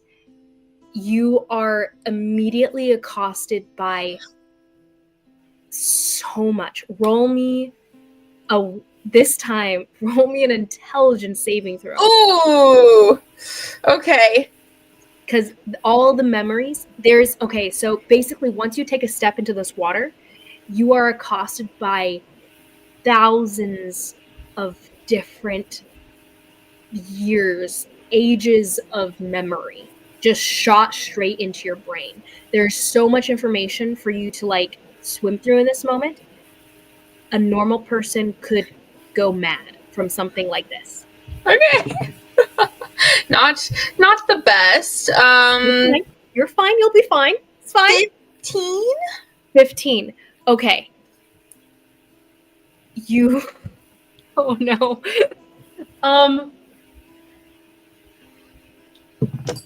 Oops. Rocks fall, everyone dies. Rocks fall, everyone dies. Well, Kanari, you pass out. And drown because she's in a river. Because you stepped into the water. Okay, The thing is, I'm wondering how far. Because I'm gonna say once you touch it, that this. I don't think she would have gotten far, and I was gonna say she was prepared that if something bad happened, she was gonna turn around. So 6 inches of water. The thing is that if you fall into the water. So if you collapse, even if you're touching the water, your brain is being flooded with all of this information constantly. So I'm gonna need you to roll me a d4. Odd, you fall into the water. Even, you fall backwards and onto the bank, and you're not touching the water. Like, either way, you're not falling in. You're just 4. I got a 4. Okay, because I was like, my character's gonna die right here, right now. not necessarily die. It's just you'd probably lose points of your intelligence score. Like it would basically. It's already a +0, so like that's I know. So with that in mind, you immediately touch the water, you pass out, you slam down into the bank of the river, and you're out for a little while. Roll me. You got a 13, correct? With your 15. 15? That's pretty good though. So even though you pass out no matter what. It's a very high DC. Like it's a river of memory in essence. That you were slammed with. Oddly similar to never mind. None of you guys were there. I was gonna say What do you mean none of us were there? Meta for Aaron, for Thea, oddly similar to The Ati pool? the pool of water. Yeah. I caught that. Yeah. Anyway, means nothing to anyone. Do Raiden and That's I for Thea. That's the Thea side of my brain. Additional rolls. Oh, well, we'll see. You guys are going to go ahead and examine those scrolls. But yeah, we could say that happens before this takes place. Wait, what? Wait, are you talking about the scrolls that you guys got? Or are you talking about Jenya? I'm talking about the wisdom saves. Okay, you said Raiden, so I was like, oh, you're talking about the scrolls. Oh, You're sorry. talking, but you're referring to Jenyen. Yeah. Yeah, sorry, Jenyen. Up with you. You guys both kind of like his hulking figure is next to your shorter, stocky figure. You guys are both pretty stocky characters, though. But as you guys are making your way up the side back to the neutral point of the peak of the mountain, you guys didn't get very far down before this hit you guys. You could go back down and attempt it again if you'd like. Well, I'm saying she's probably taking longer than a minute. So. Oh, most definitely. She's definitely out, and she's going to be out for probably a couple of hours. That's what I'm saying. We'll probably. I would say freak out. Yeah, I would say about 30 minutes in, you guys are probably like, maybe we should go and check on Kanari, see what's going. Like he at least suggests it, and then little Shen is like, oh, I mean, she's probably fine. She's really tough, and she carries all those weapons. Shen, can you She's find really. her? She seems quite powerful, and I would say she probably would make a very incredible heroine if, you know, Can you? I find sat down her? and wrote that novel I've always been wanting to. Yeah, I could try. It frightened me as well, though. I don't know, but I can definitely try. Well, can you try to?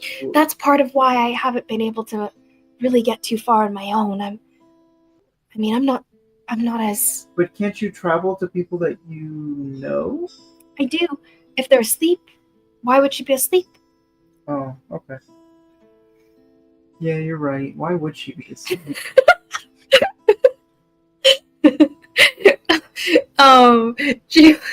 She goes, I mean, it's only been 30 minutes. I'm sure she's fine. Whereas we could try to go down again. Yeah, you said you brought Wisp with you, right? Yeah. Okay. Probably Wisp is like, and, yeah, man, you should just chill. She's probably fine. She's probably cool over there. I mean, I think she's probably just enjoying exploring in a place that we can't go, you know? And she can't see that much, but it's probably really epic out there. Somehow, Wisp has become Pinkman. But yeah, so Shy, if you'd like to descend again, you can reattempt your effect there. Kanari, as you're passed out and unconscious, with a 15, you can make sense of some of these memories. You see, and that is true, worlds very apart from this world, from what you've seen in different visions that have shown you pieces of this world. It is more amorphous, more dreamlike, and made of energy, almost like everything is made of light here. There are similar architecture to this world in a sense. Just the fact that there is architecture is inherently similar to this world. But everything. I'm sorry, wait, it's similar to what? Like, so the place she's in right now is somewhat similar to the vision she's had of Dalcor? The vision she's having right now are memories. And the place that you see is familiar to you in that it is Dalcor. You see these visions of a place that you've always seen through the eyes of Tai before. Every time you sleep, it's almost, actually, oddly enough, you passing out in this moment, you have dreams right now of all these memories are actually just similar to all the memories you see of Tai's every time you sleep. But this vision of this other realm are through hundreds of different eyes. You're seeing, oh, whoa. I'll try myself.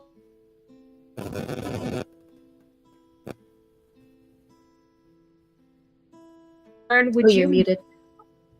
Sorry, Carholly, would you mute yourself for a second? I don't know what that was. Something was like... It did keep going after you muted yourself, Liz, which was weird, but I don't know what it was either. It was like really weird. Mm-hmm. I don't know. It's gone now. Just stay muted for a while. It's fine. But yeah, so you see all these memories pounding into you from different angles, and you feel just all kinds of different emotions hitting you. Fear, happiness, relief, some versions of terror, a lot. It's like a wave of grief just crashes over you in this moment. And it's so actually, roll me a new wisdom saving throw. This rolling grief that crashes over you, it's so thick. You've never, like, Ty's emotions, they're different because yours are a little bit more muted. You've trained yourself to not feel them so dramatically, so starkly. You don't let them control you or take over. But this is more emotion than you've ever had to deal with in your life. And it's drowning you. 17 for wisdom. 17. Okay.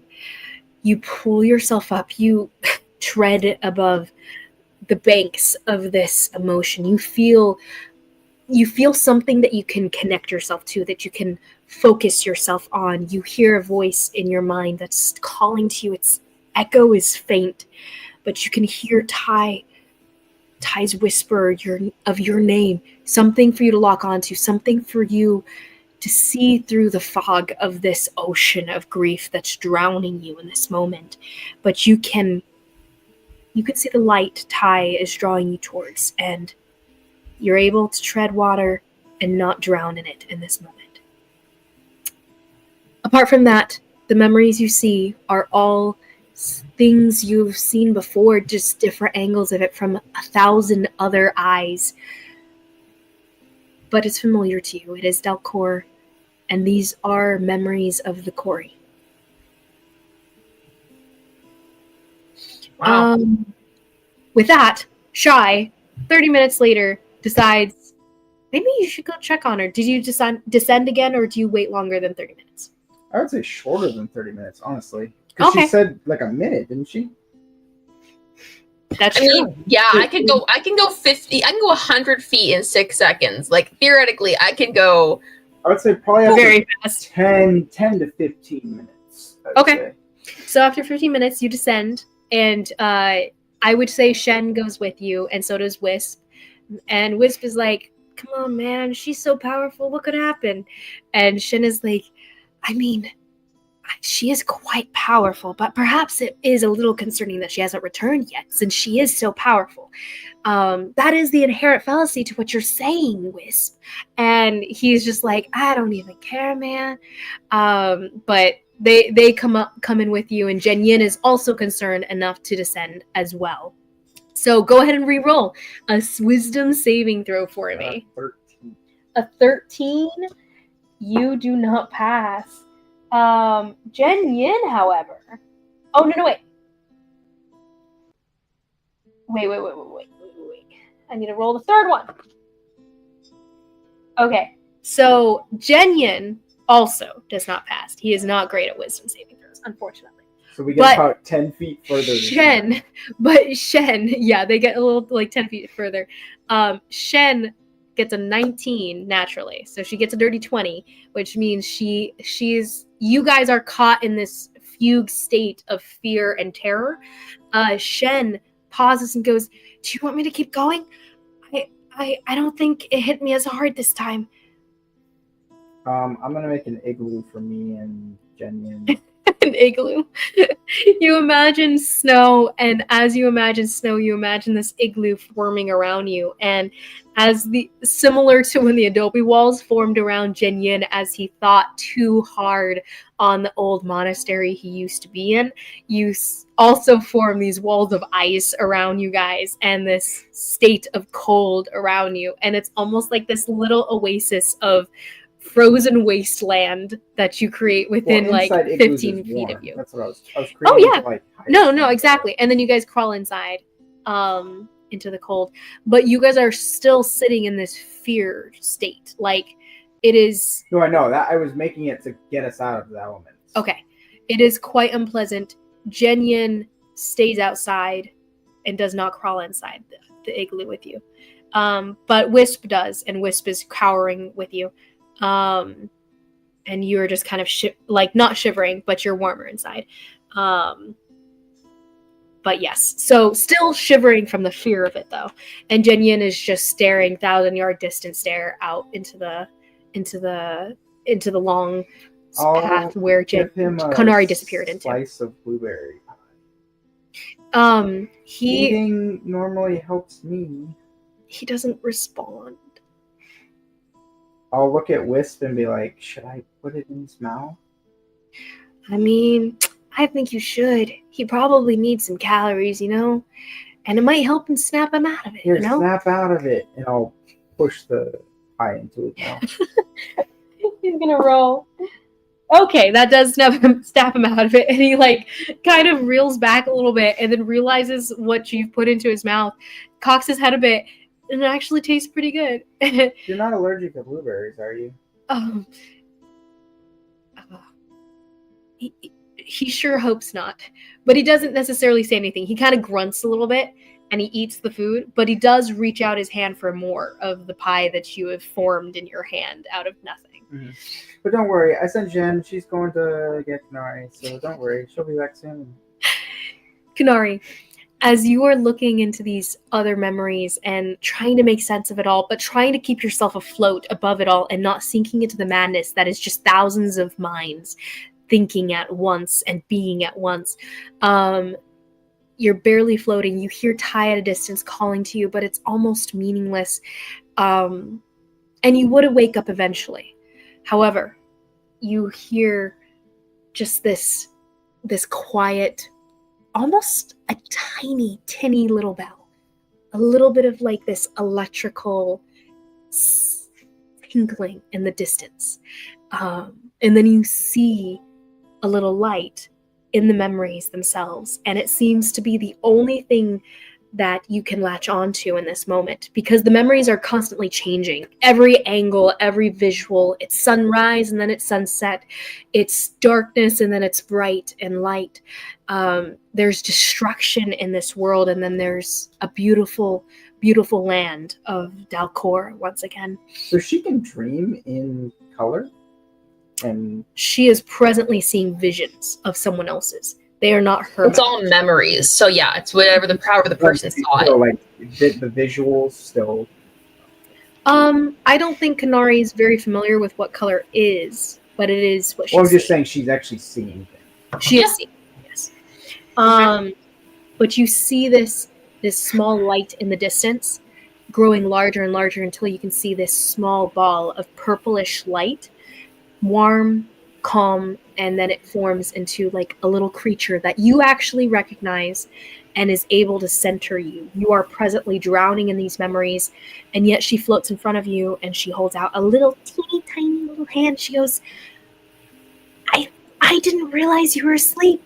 I would have come sooner if I knew. What?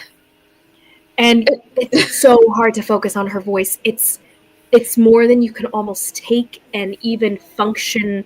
Like your brain can't even fathom it in this moment. And she realizes this, moves towards you, and drags you out on her own. By dragging you out, she just comes up to you and like touches your little forehead with her tiny little hand.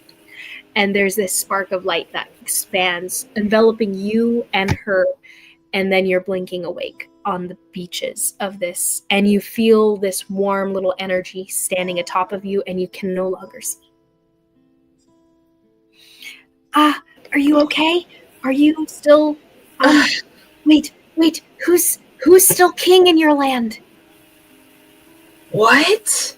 She's presently like resting, like her tiny little feet, she barely has any kind of form, but her little feet are resting on your little sternum, and she's looking down at you, and her voice is right in front of your face. She seems to be leaning over you with a very concerned sound of her voice. But she goes, "Who was the last king in your country, wherever you live? I don't know what national politics are going on in this present The world." Sun King, I think. I don't know his name. I don't do politics. She's lost all of her marbles. I heard that the Sun King has been assassinated recently, so oh no. You said the last one. That was the last one. You didn't ask the current one. Oh, I suppose that's correct. Are you sure you feel all there? What's your name? What's your last name? And she crouches down on you. I guess. I don't really have... Oh no, your name's Kanari. Your name is Kanari. You said last... You're so confusing. You're actually really not helping right now. Oh no, Shy's gonna kill me. His friend is now brain dead. Hey, I don't know what to do. I can't help you. This is not my... Just give me a second. Can you stand? Do you remember how to stand? If you had to just help me wake up, I would be flinging you across this land right now, but... All right. She seems to be talking to herself, and she's mumbling words like, okay, seems to have higher aggression now. Seems to... Kanari's gonna sit up just so she gets off her chest and get away. She seems to be flung a little bit, but since she can fly, she just kind of reflutters back into your face nearby, and you can feel her warmth emanating a little too close for comfort, honestly. What just happened? What do you see? And she like points where the water is. She turns around and she takes in what she's seeing, but she describes to you a flowing river of purplish, greenish water flowing around, flowing down. It's not very long, it's not very wide, but on the other side of it, on the other side of the bank, is a low, probably purple wall with this circular entrance that leads into a small town almost. You know, I probably could fly over there, but I'm not going to try that right now. I'll come back, but you know, I probably should have tried flying in the first place. Not that I thought don't touch the water, don't drink the water. Your whole body will explode. You're so tiny. Okay. Oh no. Thank you for letting me know that. That is very good information for me to have. I don't want fairy juice all over me, so it's really my own benefit, but you're welcome. All right, let's get back. How long have I been out? It's been about 20 minutes now. I flew down because Shy was a bit concerned that you hadn't come back yet. I'm glad I did. I mean, I could have been here far faster if I'd known you were unconscious. Well, thank you for waking me up. let's go back before Jinyin and Shy lose their minds, I guess. Okay. And she kind of gets up and she kind of thinks to herself, like, would that be what would happen if she could suddenly see again? And kind of is like, maybe I don't ever want to see again, like be able to see. And kind of just like the thought passes through her head, like, is that what it would be like if she could suddenly see? Would it be overwhelming and painful? She just kind of shakes her Your head. brain, you have an incredible migraine, as a side note. That is a factor. I think this is what Karhale feels like when she hasn't had her Shia for the day. Like, I don't know. Holly's off the Shia now. She's been off of it. You've been gone for so long. She don't know it. She don't know. Oh, that's Yeah, fair. Kanari, That's fair. to be You fair, don't know. Kanori, you and Karhale haven't really touched base probably very much recently. Like every time you're at You're the Raiden's kid. place to check in, Karhale's out working on a new status of a key point for the ethereal key location or whatever. And then whenever Karhale's back and it's like, oh, where's Kanari? Raiden's like, oh, you just missed her. That's wildly unfortunate. I've got to go and everything. Like everyone's busy doing crap. Shy is probably the only one that's like always there that you guys can see because he's like either at his tapestry or out. But if he's in his tapestry, you guys can go and visit generally. So he's just in there hanging. But yeah, so we make our way back. Yeah. You make your way back, and I've set up a chessboard, and I played one piece, and Jenyon has not played it. Jinyan is sitting down, like he's finished said pie, but you can actually smell said pie, Kanari. You get there and you smell blueberries in the air and sweetness. Not that you're familiar with blueberry pie, to be honest, but you smell this dessert. And Jinyan seems to be staring at the board, unfamiliar with said rules, Shy.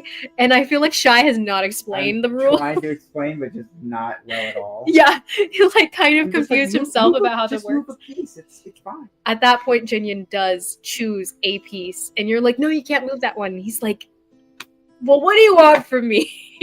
Kind of motion, just growls a bit, silent growls. And tries another piece until finally he chooses a piece that is moved in the position he wants it to move in. And Shy, you move another. You guys are barely into a game when Kanari returns. And Kanari, Jinyan looks up at you and stands very, very quickly and like what's it called? Stomps up to you in just a flurry of hulking beast creature man that he is. But looks at you. What happened? No big deal. You seem hurt. There's water over there, shoots memories straight into your brain. I passed out. I don't know. You're describing these things. Jinyan and Shy, you guys don't see anything in the direction that she went. Like you see more of nothing in the distance. Like not nothing, it's just land and everything. It's sprawling hills and land in this valley. But there doesn't seem to be anything out there, as Kanari's describing what she encountered. But Wisp saw this? Oh, I Jen did. saw it. Yeah. Or Shen, sorry. Yeah, Shen, she explains, she describes to you what she saw, which was basically a small town, surrounded by a little bit of like this flowing river. As a side note, Kanari, Shen does describe to you that the water seems to flow in this curve that just surrounds the city. It's a ring of water that seems unending. It continues flowing.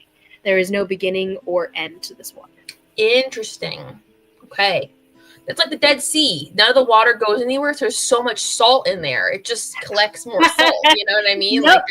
Like more memories. Exactly. Anyway, maybe we can come back a different day, but don't touch the water unless you want a nice little nap and to lose your ever-loving mind. So I'll be fine. I think. Yeah. Shy. Lead the way Shen home. just said you failed your mental diagnostic, though. Are you sure you're Yeah, okay? Shen has been whispering to you all of the seeming bad symptoms she's had after. Which is just my personality. Like, that's all it is. It's She's just, really aggressive. She didn't seem to want to talk very much on the walk back either. On the walk back, she was slower than she seemed to be before too. But she goes on this whole list of symptoms. She goes, I think she should probably have at least 4 to 5 days of rest, laying in bed, completely just resting her mind. She probably shouldn't be doing anything strenuous with her brain for the next few days, at least. As a side note, Kanari, it won't be an effect for our game because this is taking place during a break and you're gonna be rested after this and everything. But the following month, you do have disadvantage on wisdom checks. Like everything wisdom. Yeah. dang. Okay. Right. Wisdom or Everything mind. So it would be intelligence and wisdom. Everything is at disadvantage for like the following. You feel out of sorts for a long time after this Wow. account. Dang. That's fun stuff. Look those symptoms up on WeaveMD. But with that in mind, Shai, is there anything else you get up to during the break? I would say it burns for you, Kanari, a little bit more than you might have expected. And so you're a little bit more less willing to traverse that again, though you are curious and you want to do it at some point. But everything else just seems a little more important. Like you're just burned enough that you're like, I want to do it, but I don't want to do it. I want to do it and I don't want it. Like just a little bit of like concern with like what it could do to your mind if you end up falling into something similar again. 2 things. I will take water Sprite with me if I can and get water samples. From that river? Mm-hmm. To get closer? Yes. And then second, I will explore the scrolls with Raiden. I also bring Raiden back into because he helps me. You're going to take him inside? Well, the whole time he's been the one helping me do it, right?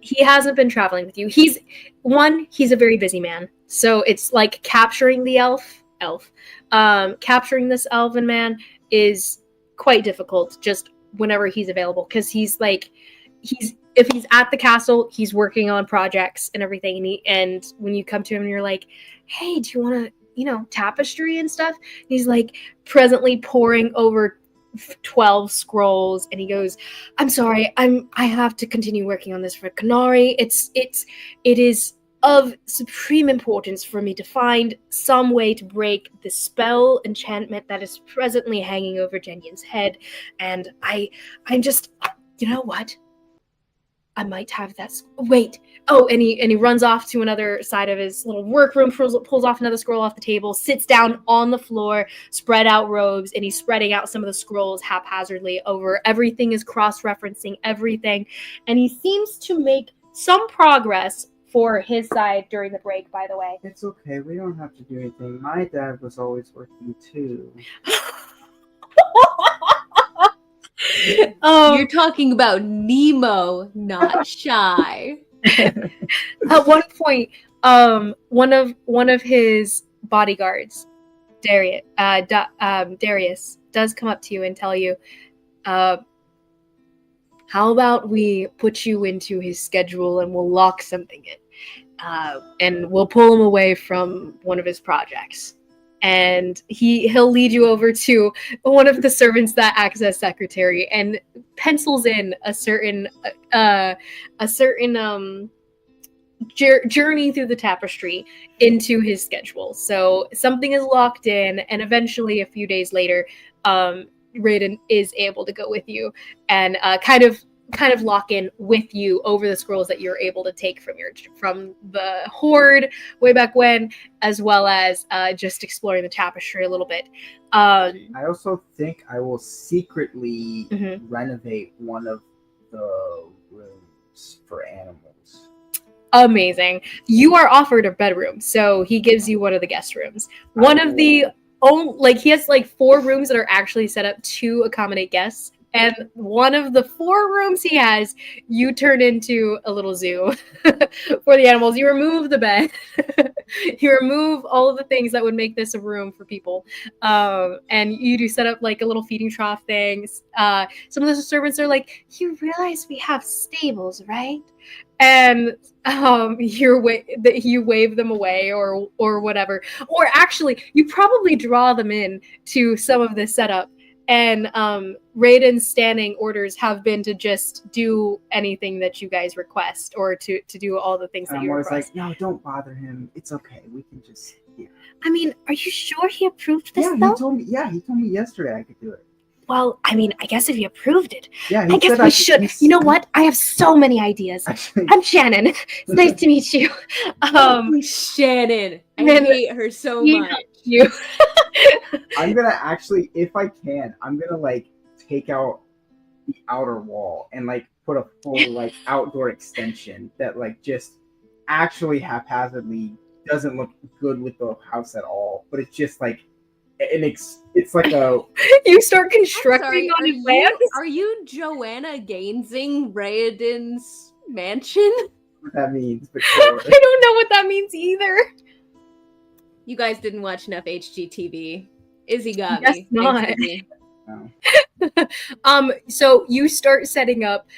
Shannon ends up being the one to help you with this. She is one of the steward's apprentices of the household. So the higher steward is not informed about this, but she does have enough power to contact different construction workers to start developing more space onto the room that you. Like what is that called? Adjacent. Expanding. What? It's with an A. Adjacent. Adjoining. An adjoining room. Yeah. What am I thinking of? It's adjacent. What is that word? Accessory. Wow, I will find it beyond adjoining. It's okay. Adjoining is close, but I'm thinking of when you're like an annex. Oh, annexing a new room upon your room.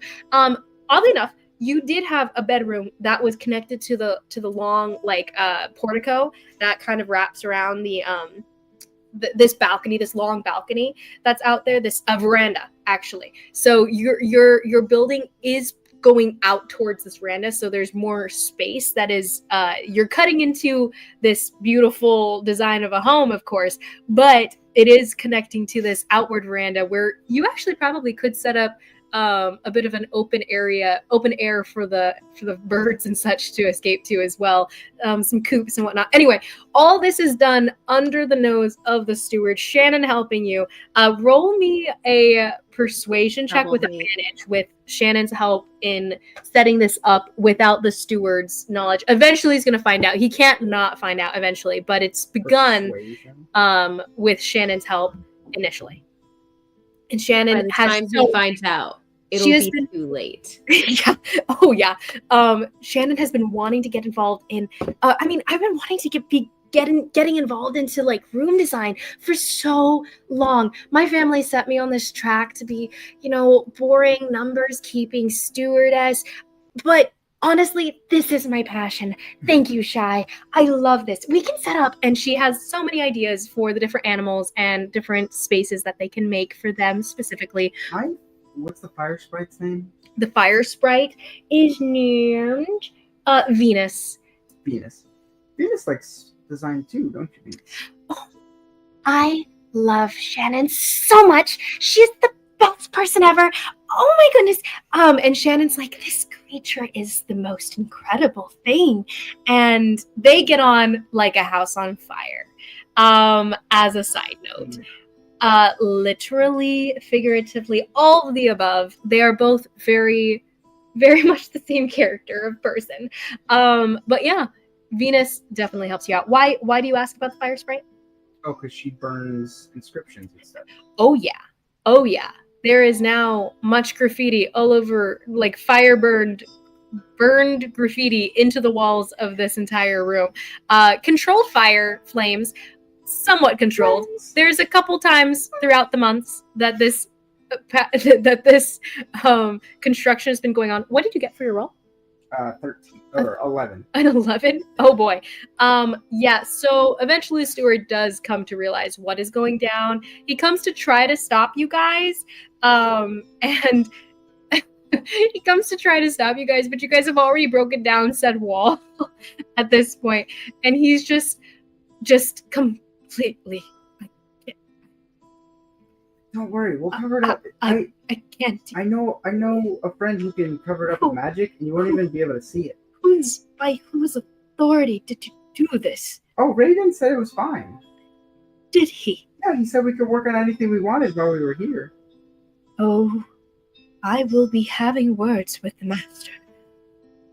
By the gods. And he walks away. And he eventually goes to Raiden, and Raiden himself does have like a state of pause at one meal at one point, and there's this like he chokes on his glass of water, or chokes on his wine, actually spits it up just a little bit, but he kind of like just shakes his head and goes, Shy,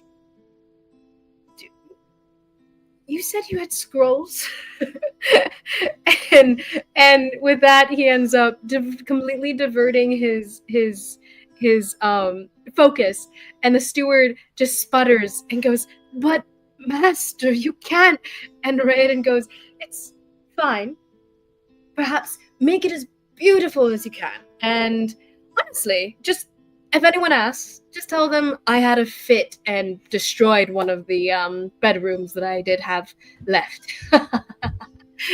Okay, but honestly, we as a collective are really helping his Mad Prince reputation.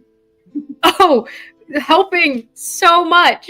Yes. It is definitely not the a collection of the most like odd, just eclectic group of people as his permanent guests. Almost like he had very few callers before, he has no callers now. There was one time where Kanari and Jinyin were sitting at so the personal dining hall that you guys the personal dining room that you guys had interacted with him in the first place and everything used to be the place you guys well, no, it's only the place you guys will eat if Raiden eats with you. But generally, he doesn't, so he's mostly not there to eat, or he hardly ever takes meals. He has to be forced to eat most of the time. He's very distracted. A majority of the time, hardly ever eats. Like I said, you guys normally eat in the dining hall where most of the servants will eat, most of the bodyguards, like all the people that handle the estate. And any guests that may be visiting, calling at the time. There was one time when Kanari and Jinyin were sitting at a table, Shy included. Karhala and Jess, you're probably out at this point. And you did have this small, like, a small halfling couple that had come to visit who have since held on to their connection with Raiden despite all of the terrible talk and his crazy little trips and his fits at times. They've powered through it, and they've kept this connection for they're not necessarily the friendliest people, so you're not sure why they've kept the connection. Kanari, you're not really a political anything in this, so you don't even care who these people are. But you and Jinyin are just eating dinner there one evening, here to check up on Raiden and make sure he's not up to anything negative, as you guys probably just returned from one of your trips and have decided to eat before you go take your baths and everything from one of your wild hikes and whatnot. And they sit at the table next to you, little 3 feet tall people. 2 to 3 feet tall. It's a little couple. An older gentleman and a younger halfling girl here. Well, a younger halfling wife. And they try to, strike up a conversation with some of Raiden's permanent guests. And well, so what do you do, Miss Tai? Do you deal with, production in local Coel, or what's your connection? How do you know Raiden? He was gonna murder us all, and then we had to go find this parts of his soul, really, to put it back together so he didn't murder us. Well, technically, one of you did die, but it wasn't like murder. It That was, wasn't Raven's fault. Nemo was just an idiot. and Jenya next to you grunts. As he's just know eating his Nemo. food. I mean, like Shai's just got, yeah, I know. Shai's also got his bag. He's just stuffing rolls and apples into the bag. You reach across the table and grab something off of the Off the older plate. man's plate as he's trying to eat with his little forks that were given to him. Canary probably has blood somewhere on her from some animal or something they've killed. Like Jinian reaches over and like pokes at it, and you feel the tackiness, and you're like, oh, I missed that. It's fine.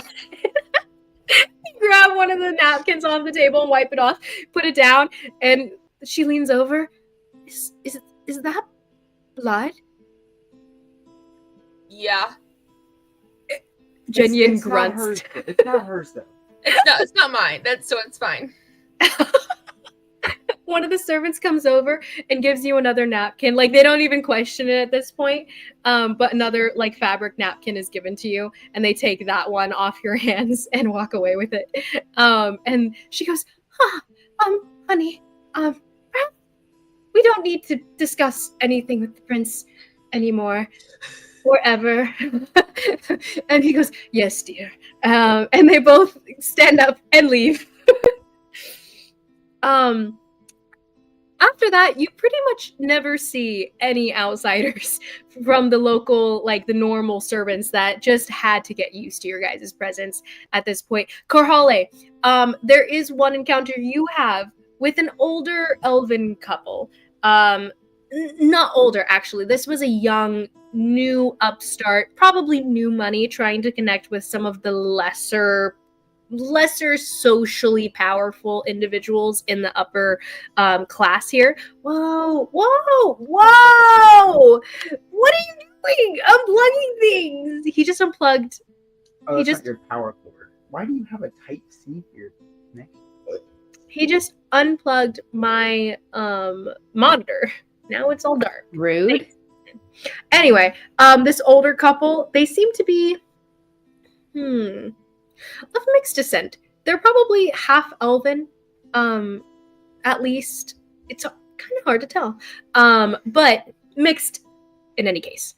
But this young couple seem to be really trying to connect, and they go, with you and Jaskier at dinner one time when you guys are caught. Canary might be in actually staying in right now, but she's probably not eating. They went off at this point probably to bathe from one of their trips and everything. And you guys are planning on getting together for a sparring session you guys haven't had for a long time. You come to conclude that Canary's needing less of a pain help in this. As much as she used to. Like, oddly enough, she seems to be doing more sparring, like high intense sparring that ends up being quite painful in the process, probably, but less of the cult's practices you'd find in that process. Jenyen is part of her training, of course. But yeah, so you're looking forward to this sparring session and a little bit less concerned about about her state these days. But yeah, this meal though, with this little couple, this younger, probably newlywed actually, leaning over. The woman herself, she's a little more standoffish, and she doesn't seem to know what to say to you. Maybe a little more shy, or maybe a little more snobby. You're not quite able to tell. It's pretty blank behind the facade that the nobles are able to kind of keep up. But he seems avidly interested in you and your life. And he's like, so wait, so you're saying you've been to like druid tribes in the north of Tal? I've never heard of that kind of place. What exactly did you see up there? What did they have? How backwater is it? If I told you, I'd have to kill you. And you lean in. Jaskier kind of looks up briefly from a few notes that he's been scribbling. He's been working on that potion for a while, and he's actually kept it a secret from you for a long time. He's like, it's a surprise. Don't look at my notes. Don't look. but he's been scratching something into the little book as he's eating. Looks over at the guy, locks eyes with him, total deadpan. She will kill you. She killed a man earlier today for the same reasons. Don't ask. And the man just kind of pales. And No, Jess, it was a joke. That was supposed to be funny. And he leans over and goes, make no mistake, she can crush your skull with one hand. And the man goes, is that true? And he sits up a little straighter. I mean, I probably could. I wouldn't, but I. And with that, the wife just kind of taps him on the forearm. She goes, perhaps we should speak to Raid at a different time. And he goes, yes, perhaps a different time, my love. It was very nice to meet the both of you. What was your... And he holds a hand, but immediately retracts it as you extend yours, which is like twice the size of his hand, basically. That would be Princess Karale, Bearsbane of Tribe Torstenderaki.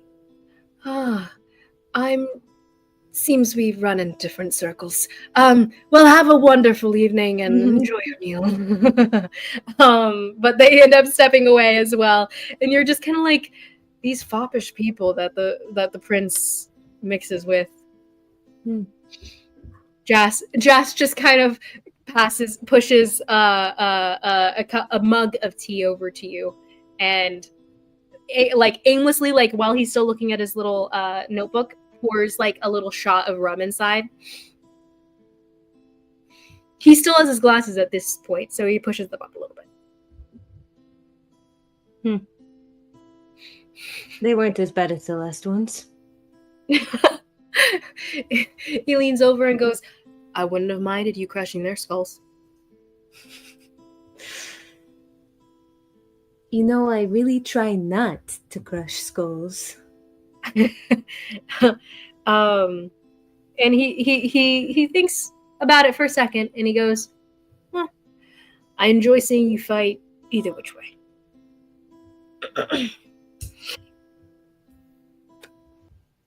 She kind of like turns her face a little bit away and drinks the tea, very, very flushed. A servant walks by, nods at the two of you, exchanges a few words because they're familiar with you guys, and you guys have pretty much gotten a good standing within the servants. One of the male servants leans down and he goes, perhaps you guys should move along. I heard Shannon was coming down to eat in a few minutes. And I know you want to... Stands up so fast. Slams the table. Stands up. Jaskier slams his book shut, hops out of the table just as quickly, slurps down the rest of whatever he was drinking, and stuffs a couple of the rolls into his pockets. And you guys are gone. Yeah, check both ways down the hallway before leaving. You hear a sound of a tittering voice echoing down one way, and you go the other. You and Jenyen have basically kept shop within Raiden's conservatory. The Close side note. enough. Yeah, somewhere you guys hide No, you out. said Jenyen. I know you meant Jaskier, but you said Jenyen. Yeah, Jaskier and you in the conservatory have set up shop. But you guys have pulled up your own corner, set up your guys' own like little herbalist what are they called? The bottles, and like what would that be called? Your little laboratory, I guess. A little laboratory in the corner of the conservatory there, where all of his herbs and such grow. He has a good amount, and you guys probably encourage him to collect even more plants here and there. One of which has been what is it called when it's, Aaron, because you do it, but when you're propagating. So one of which has been propagated recently by Archie's bringing in one of the plants. But his first experiment with the flower fails, but he propagated beforehand. So he's helping trying to I encourage can the growth sprout of stuff. another. I can sprout stuff from seeds. Yes. Oh, yes, you Oh. can. In accordance with you, as well as some holy nature rites that he ends up getting Raiden to schedule, or maybe one of the stewards to schedule, but you guys find a cleric to try to purify the soil enough to create, to grow the plant, because it doesn't seem to bask in light in the same way unless it's pure and radiant. But yeah, so you guys work on that periodically. He's still keeping it a secret from you what he's working on, and eventually you discover what it is, being a potion that's meant to purify a soul, in theory. But yeah, all this to say, I thought we would get further than this, but that was your guys' break, and a year later, as things have progressed, you guys are invited once again to a meal We with. want a break here. Oh yeah, we should take a break. Okay, so with that, a break, Pee break. then the break. I swear, if we don't get to resurrecting Nemo this session, I'm rioting. We We better hurry then. How much longer can he go, Kanari? Is he? It's okay. I An just wanna know. hour? An hour. Maybe an hour and 15? Got it. That okay, cool. Hour 15. Got it. 10:30. So let's meet back here in five or 6 minutes. We'll Cool. go Sounds good. break, little snacks. Love ya. Yes.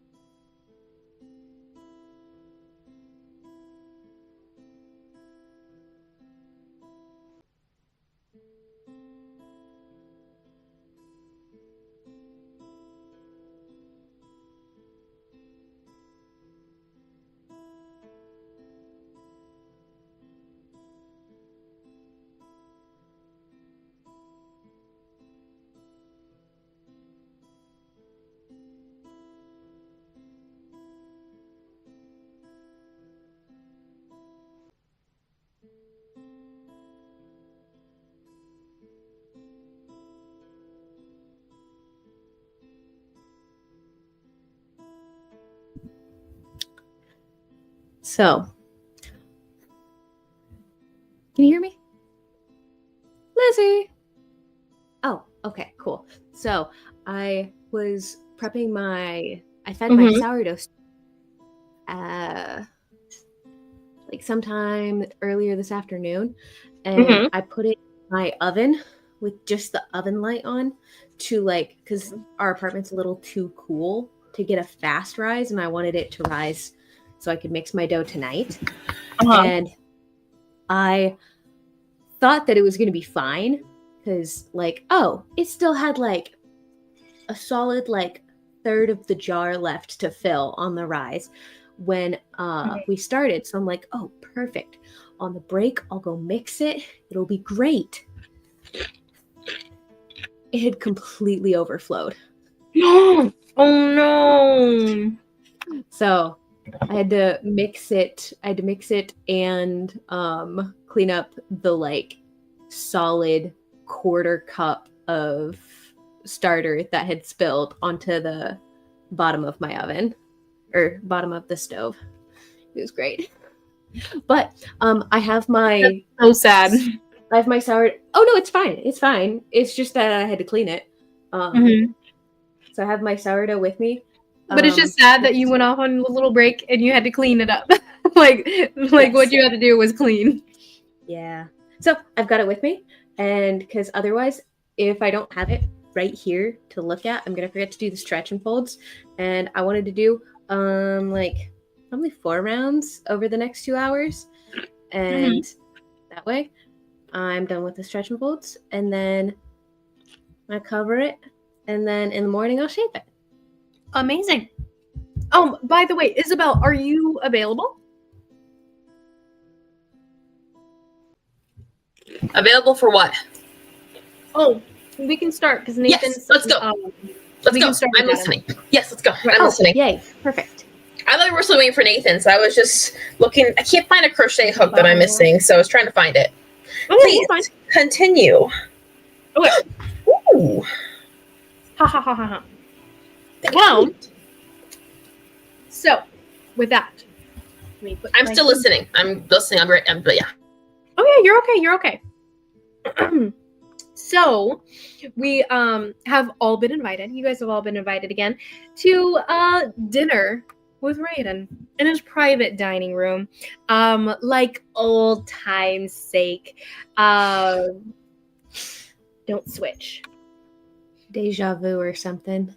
Yeah, like deja vu or something. Well, so after a year of research, so the Mad Prince has called you all to his private dining room again. And it's a bit deja vu if you ask Nemo. But oh wait, you can't, because he's dead. I honestly was so proud of making that joke earlier yesterday. The dining room, though, it's not so much different since last time you guys were here, actually. Honestly, it's been many months since you guys have all collected within the dining room. You guys haven't all been around so much. And this time you guys finally have all been in the same place at the same time after all your guys' adventures and everything. About a year later, purely because Raiden had sent you guys all these magical messages, probably. Very similar to old days, actually. Him just popping into your minds and you're like, cut it out. But he invites you guys all to an evening because he has an hypothesis to pitch to you guys. See if you guys are ready for a little experiment. But basically, he told you he wants to report on a new something he's discovered, and amongst many of his projects. He doesn't really expand on that. And you guys are like, when you respond to the magical message while you guys are all out doing your own things, he doesn't respond again. So you're kind of like, well, okay, I guess we're heading back once we can. And you all do.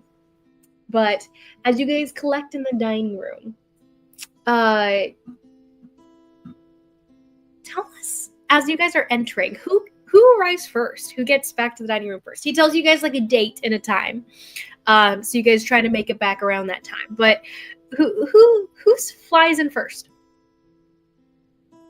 And tell us, as you do, tell us what you look like now, a year later. Garhale would be first. Don't even try. She would be on time. Karhale would, in fact, unfortunately, be on time. Probably because she was already there. So they've probably been back for like a week or so, just like working on some stuff in their little laboratory. But you know, it's dinner, so she dressed a little nicer. She's wearing a nicer kind of dress, kind of draping, flowing green linen, little gold trim, floral motifs. But it's kind of like a very Talai style with like the draping thrown over the shoulder, a little bit of midriff. Anyone with eyes that can see she's got some nasty scarring up her torso all the way up to her chin. She'd previously like kept that kind of covered up, but full display now. Nice. That is she's got the same her dire bear claw totem, little one missing on the side. She's got a vast variety of little bits and bobs that she's acquired over the last 2 years. She's got the emerald necklace from Inala. She's got that little raven skull that we got from the acolytes. Lots of scattered little earrings and so cute. That fun stuff. Is she filing down or leaving her crystals to grow? They're pretty well grown out. They don't ever grow out like more than an inch. But her Goliath stripes are kind of studded with some of these bluish crystals here and there. So like some on her cheekbones, some across her temples, like on the backs of her forearms. Mostly grown out. And thanks to her friend Sigrun, her long black hair is much more intricately braided than it normally is, like multiple rows of braids that all twist into each other down to her waist, scattered beads, very colorful. She's got 2 little braids that hang down in the front, the side shave kind of covering up the awkward growing out phase. Nice. That is hilarious. Actually, I love the I love the reality of saying she's growing out the side shave. It's not new. It's not a new side shave. This is like she got this a while ago and it's growing out now, but it's not the side shave was when Mnemo died. Oh, you're right, because of the drama. And she was cutting it. I remember that, and it's growing out now. Gross. Anyway, that's cute. To describe Jazz for you. Sorry, I thought you were done. No, you're good. When you're done, I'll describe. I was giving a description for Kanari, who can't see her. Her voice. Kanari walks in and just like starts hearing Karhale whispering, or expressing what she looks like. She hears Kanari hears Karhale the minute she steps into the manor. Her voice is a lot lighter and louder. She jokes a lot more. Like from when you were sparring, she feels a lot stronger from the first time you met her. And I love that Kanari is still able to keep up with Karhale, even though Karhale is so freaking strong. Kanari is just so freaking fast. Like, it's so great. She just seems brighter, more colorful. You guys are probably the only people who can fight each other and like sometimes lose against each other, you know? Actually, yeah. With Kanari dealing psychic damage, she's the only one I would actually be worried about in a fight. What about me? And Shy is, but Shy's never angry. You're never a good fight because you're not angry and like fight, like not angry, but you're not focused to fight. I can fight if I want to. Oh, but for any new people who might be watching, she's very tall, stocky built, about 6'8", some sort of Goliath half breed. Very bright green eyes, different from what they were before. But I guess the only person that would notice that would be Nemo.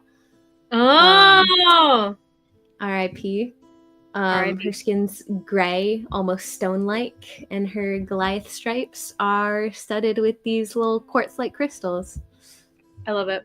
So freaking hot. Jaskier looks basically back to his he's foregone his Outlander or outcast look back when you guys had seen him again at the Ethereal. He was wearing like the hood up and like scraggly clothes, rags kind of, and his weapon strapped up. But now he's got more of like an Alethian looking garb. He's got some civilian clothes on, blending in pretty well. He's grown out his hair a lot more than military approved from way back when. He does not have his glasses these days because they are presently somewhere held, and hopefully he can track them down. But he's hoping to pick up another pair of lenses soon. We'll see if he does. He is presently wearing a cut-off short sleeve shirt here. Or maybe it was a longer sleeve and he had actually cut it off and hemmed it himself. But he is presently showing off a really terrible tattoo of for Jadith, actually, of her symbol. And said terrible tattoo is being shown off probably because of a bet he has lost, and he has to show off said tattoo for the next 2 weeks. Still, he's on the end of a 3-month bet, so he has to wear short sleeves only because of said bet. Something that Karhale and him had an argument over way back when, and she ended up being right. And so he is finishing. The hopes were to get him to get the tattoo covered up with something actually cool, but he refuses. He refuses. For Izzy, that was the lore thing that I didn't want to tell you about. That was the lore thing. Oh, I see. He has a very shitty Jadith tattoo. I love it. Done by guess who? Who? What's her face? Your girl. You're right. Yes, that makes total sense. I can see it. Love that. Random drunken moment. A moment of weakness, and he let her do it. And has regretted it ever since. He's, even now, cringes every time he sees himself in the mirror from that angle. Maybe he will cave. He has 2 weeks left. He might. But yeah, so that's what Jaskier is rocking right now. He's also got a corded necklace around his neck, tucked away. Can't really see what's on it. But a corded necklace on as well. I don't think he's not really the type to get like piercings and whatnot. He was one. Earring whisper. Right. He has the one. He got pressured into it for the purposes of magical battles or for the purposes I gave him the simplest one. It was the one a Toll had, and it was a little gold hoop. Nice. A little gold hoop. Solid. So he's got this one, and it looks pretty good. It looks good. And you've been trying to convince him to get another one, and he's like, no. But he's I forgot, his hair's grown out a little bit longer. He also has some interestingly intricate braids going up the sides. He's got some braids going on right now, based on a little encounter with a friend of Karhale's recently. Which, as a side note, Karhale, I will pitch to you. We need to roll for that? Oh, I was going to say... I think we're thinking of different things. I was going to say, for his encounter with Sigrun, because that was going to be a thing in of itself. It definitely would have happened during this break, but I think we want to dedicate like actual time to it. So I'm thinking we could do a one-on-one for that. Future. Okay. I'm down. So, I'm future down. time when other people are not available, we will enact or we will play out the first encounter that he has with Sigrun, meeting her, connecting with her, and your mom probably. So you guys will go on a little adventure or something like that, on a one-on-one maybe. But at this, Because we haven't really done hell. a very like a similar style of camaraderie that that Thea probably has with him, except it's like flipped. Whereas he's not really the stingy one in the relationship, and she's the stingy one in the relationship in this context. So Sigrun pokes fun at him. Part of it too is that you can tell that some of the braids they have a meaning to them, an underlying meaning to them that's a little bit of poking fun at him. It's like she gave him braids that are meant for children. And she did it. You weren't there when she had given him had started the braids, but you were there when she was almost done. But that was already like 3 hours in. So And he really liked them. And you liked them, so you didn't want to say anything. So every time you look at it, you're like, don't smile. But every time Sigrun sees it, she laughs, and he thinks she's just like laughing friendly whenever you guys see each other. Yep. Anyway, so that's their relationship. But moving forward, Kanari, what do you look like now? Great question. Wait, sorry. Do you roll in next? I was actually gonna say that maybe me and Shy should be having a roll off to see who rolls in first, because I don't feel like Kanari she'd be probably. What's that? She'd be unfashionably late sometimes. You know what I mean? I was probably there before because I don't leave. That's fair. You don't really leave. I probably slept or lost track of time. Mm-hmm. Actually, let's do a roll off because with how time works in my tapestry, I could just be late. Sure. So what after Karhale and Jaskier sit down, Shy pops up from the other side of the room out of a tent with wrapped a blanket around him. Oh, hey guys. Yeah. I love that. I do. I've got a s'more in one hand. I already ate. You're cooking over the fireplace because there's a fireplace in the room. Yeah, I'm just at the fireplace. Oh my goodness. So one of those rugs you think is an animal, I just come up off the ground. It's actually just me. Okay, so wait, we're rolling, and what are we rolling? The highest person gets there first, or the lowest person gets there first? I've already rolled. You can pick what you want the stakes to be, because I already have my roll, so that would skew mine. Oh, it's fair. We're gonna say the lowest person gets there first, I guess. So we'll see what I get. Oh, I got natural 20, so yeah, burn those. Wasted my natural 20, but it's okay. You don't get there. You get there the next day. No, I didn't mean that she didn't show up, but you got the date wrong. Yeah, honestly, can I be like, what's a calendar? People just remember things, so I don't know what day it is. And Jenyen's like, what year is it? Just that is so funny. I had a brain injury recently. I'm blaming it on that. My brain was kind of turned to mush for a little bit. Oh my gosh. Yeah, you show up very, very late. Actually, into the evening, you guys all are eating for a while. Karhale, you wonder. S'mores at this point. Shy's definitely making s'mores at this point. Karhale, you're wondering if Kanari's gonna show. Raiden is like, no, she'll show. She'll show. And you're like, I don't know, buddy. But it's still nice to get together and you guys have this family dinner basically. You want me to describe that? Shy, describe yourself.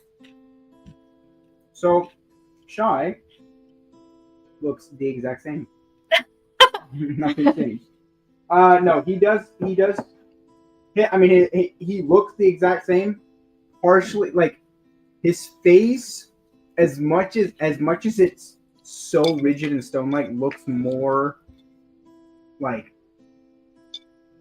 worn down, almost like by, you know, when someone lives in the deserts or whatever, their face just looks kind of like it's been windswept, and his hair is windswept. Dried out. Not exactly dried out, but like it's been hit Like by you live in weathered. tough environments. Weathered. Weathered, yeah. weathered, yeah. And then the only other thing, Kanar. Lizzie, you can't mute yourself. Sorry, what, Nathan? Oh, I'm sorry. I totally forgot. you can tell me. I can. If we're talking for a while, but No, it's okay. I was just chewing, so I wanted to hide Yeah, it. yeah. But no, I was saying just let me know and I can. But no, Kanari would notice that his lungs are significantly larger. That's the only thing that Kanari herself would notice. His lungs are larger? His lungs, yeah. like He just, his like- intakes of breath are just so much deeper now, and you're like, Yeah. wow. I noticed that his lung Wow. capacity is really grown. What deep breaths you take, Shy? I love it. Okay, interesting. Why do you always have the weirdest descriptions? He really does. You It watch really does. too many weird animes, probably. None of them ever explain to me what you actually look like. But you know, Yeah, that's fine. I feel like I know less Proceed. every time you describe a character. I know less. It gives like Proceed. it gives interesting things. Like you No, can it's tell more. interesting. It is. I love that it's something that Kanari would notice. Like lung Oh, capacity. yeah. Nathan really took I'm only doing what Kanari could sense to the next level. Was like, you guys only notice No, what he no, smells. The face and hair you can tell. Or what? The face Weathered. and hair are like weathered. Like his Sure. hair is windswept and What kind of stringy. color hair does he have? Is it like dark, light? He has hair? Dark I thought brown he was bald. hair. No. There's something Case weird. in point. Case in point. I did describe him when I first came around. All I remember was he was some kind of ferret. That's really what I remember about meeting him. So that's about it. That's what I remember too. He looks like a golem. He has very chiseled. He looks like what's that guy? Croc? Rat? Yes. What's that Oh, kid? From Emperor's New From Groove. Thor? Oh. Oh, I'm Grog. talking. Grog. No. Kronk? No. What are you talking? Wait, Ethan, who are you talking about? You're talking about from Thor, right? Are you talking about Yeah. Croc? I Okay, thought yes, you Emperor. were. So okay, I and was it's talking in about Thor. There Korg. is the guy who does the Korg. rock From scissors. Thor. He looks like Korg, yes, except he's I much was thinking more. of Cork. Yeah. He's much more smooth. He's not as rocky as Korg. He's the exact build and like shape, I guess, of him and texture. His skin is that texture, but he is much smoother. He's like he has actual kind of like human smoothness to him, but the texture. So is he ri- just is like looks a- more like an Earth Genasi than Holly does. Yes. Pretty much. Who in Emperor's New Groove were you referring Yeah. to? I'm trying really The hard to. first thing she said, and I thought Kronk, because his face is like square and big. Oh, I see. Okay. She said Krorg or something, and I was like, oh, Yeah. that's what came to my head. That's funny. I love it. But Great. I love guess you that. do have the feel of Kronk. yes, yeah. Anyway, so that's Shy then, and he's sitting near the fireplace cooking s'mores by the time Kanari arrives. But Kanari, you arrive when the meal is pretty much over, has been served and everything. What do you look like as you come in? Jenyin said he wanted to be there and to get blueberry pie, and he didn't care about the rest of it, so he just showed up just enough. It's his new favorite thing. It's his new favorite thing. Every time you guys come back, they now have this like they just know that you guys want a blueberry pie, so they have this blueberry pie on standby for when Kanari and Jenyan roll in, and they get one sent up to your guys' room. Okay, so Kanari walks in. I mean, still very tall, freakishly tall, still bald, but she is looking a little more. You can ask her if she's tried growing her hair out. You don't know if she has or not, but she looks a She can't little. grow hair. Sorry, continue. She's completely hairless, like a shark or something. I don't know. Anyway, no, just kidding. She's not. Anyway, no eyebrows. No, she has eyebrows, she has eyelashes. She's not. Anyway, she is looking a little more like, I mean, she's still thin, but like she's looking a little more, a little less gangly. Like she's like, maybe she's been eating well, maybe she hasn't been under so much stress, or she's just, I don't know, she just hasn't been like malnutrition. So, she's looking like she's actually got like she's like I said, she's still thin, but she's got at least like she's a little bit stuck to her ribs now. She does look very tan, but also kind of that ashy color, I guess. So it does look a little like you just look almost like you're more like, I guess, more mixed now almost. My ancestral heritage, her parents are showing through. No, then she's strapped up with her swords. Like three swords. Three swords. For Holly, you feel just emanating darkness as Kanari walks into the room. It curdles like the back hairs, like they stand up a little bit. They always prickle, and you're always just it's just a little sense of uneasiness because of the magic that you wield and that follows you and stuff. It's just so contrary to it. They are the energies are very like anti-magical force. What's it called? Opposite poles, like magnetic forces, whatever. What am I saying? Like when it repels itself? I got the vibe. Yeah. I got deeper and it fell apart. It's fine. But yeah, uneasy for you. But you have since told her many times, and she has since been like, "It's fine. I'm cool with it." But she does like overall the sense of her is like is kind of, it seems like I wouldn't say like she does seem to be doing well. But she does seem to be doing well, yeah. And she's like, she's got a sense of good about her, like that life's been good, the past little bit. So she's wearing like flowy like linen pants, and then she's got this kind of like, I'm trying to think how to describe it. It's like this like orangey vest thing. It's also kind of like a linen material, but it kind of comes like this, like sleeves, but it comes down and it's got like a V, and then it's got a really deep V in the back, but it like connects like a waistband. I don't know how to describe it, but like it's like a crossing guard. A what? A crossing guard vest. I don't know what crossing guards look like, but wait, Aaron, you're muted. Like a crosswalk guard vest. Okay, like a high vis vest. Those highlighter orange or yellow. Like the people who do this on the airway. This is a desert orange, and it's a little more coverage than that, Nathan. Thank you for that image. I appreciate it. And you notice that she had never really worn anything that showed her back before. She has got a hefty amount of tattoos. Like and that one chick had been helping her finish that one tattoo, right?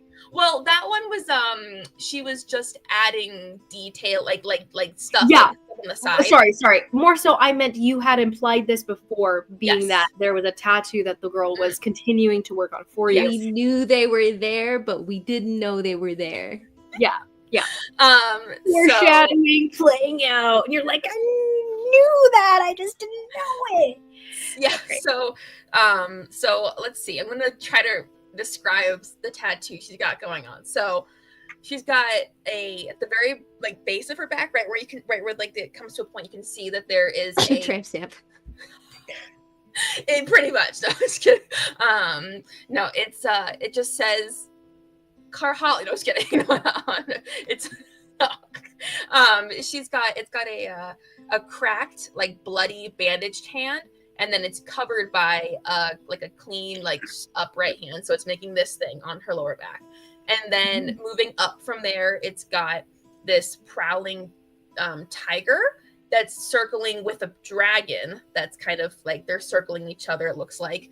And then through it, it's got like I can picture it, but describing it is difficult. Mm-hmm. I know what you mean. Whoever came through, they did what looks like a katana, but the way they did it, it looks like it's behind these. So like they only filled in parts of the katana, so it looks like it's running up her spine behind the tattoo she's got going on.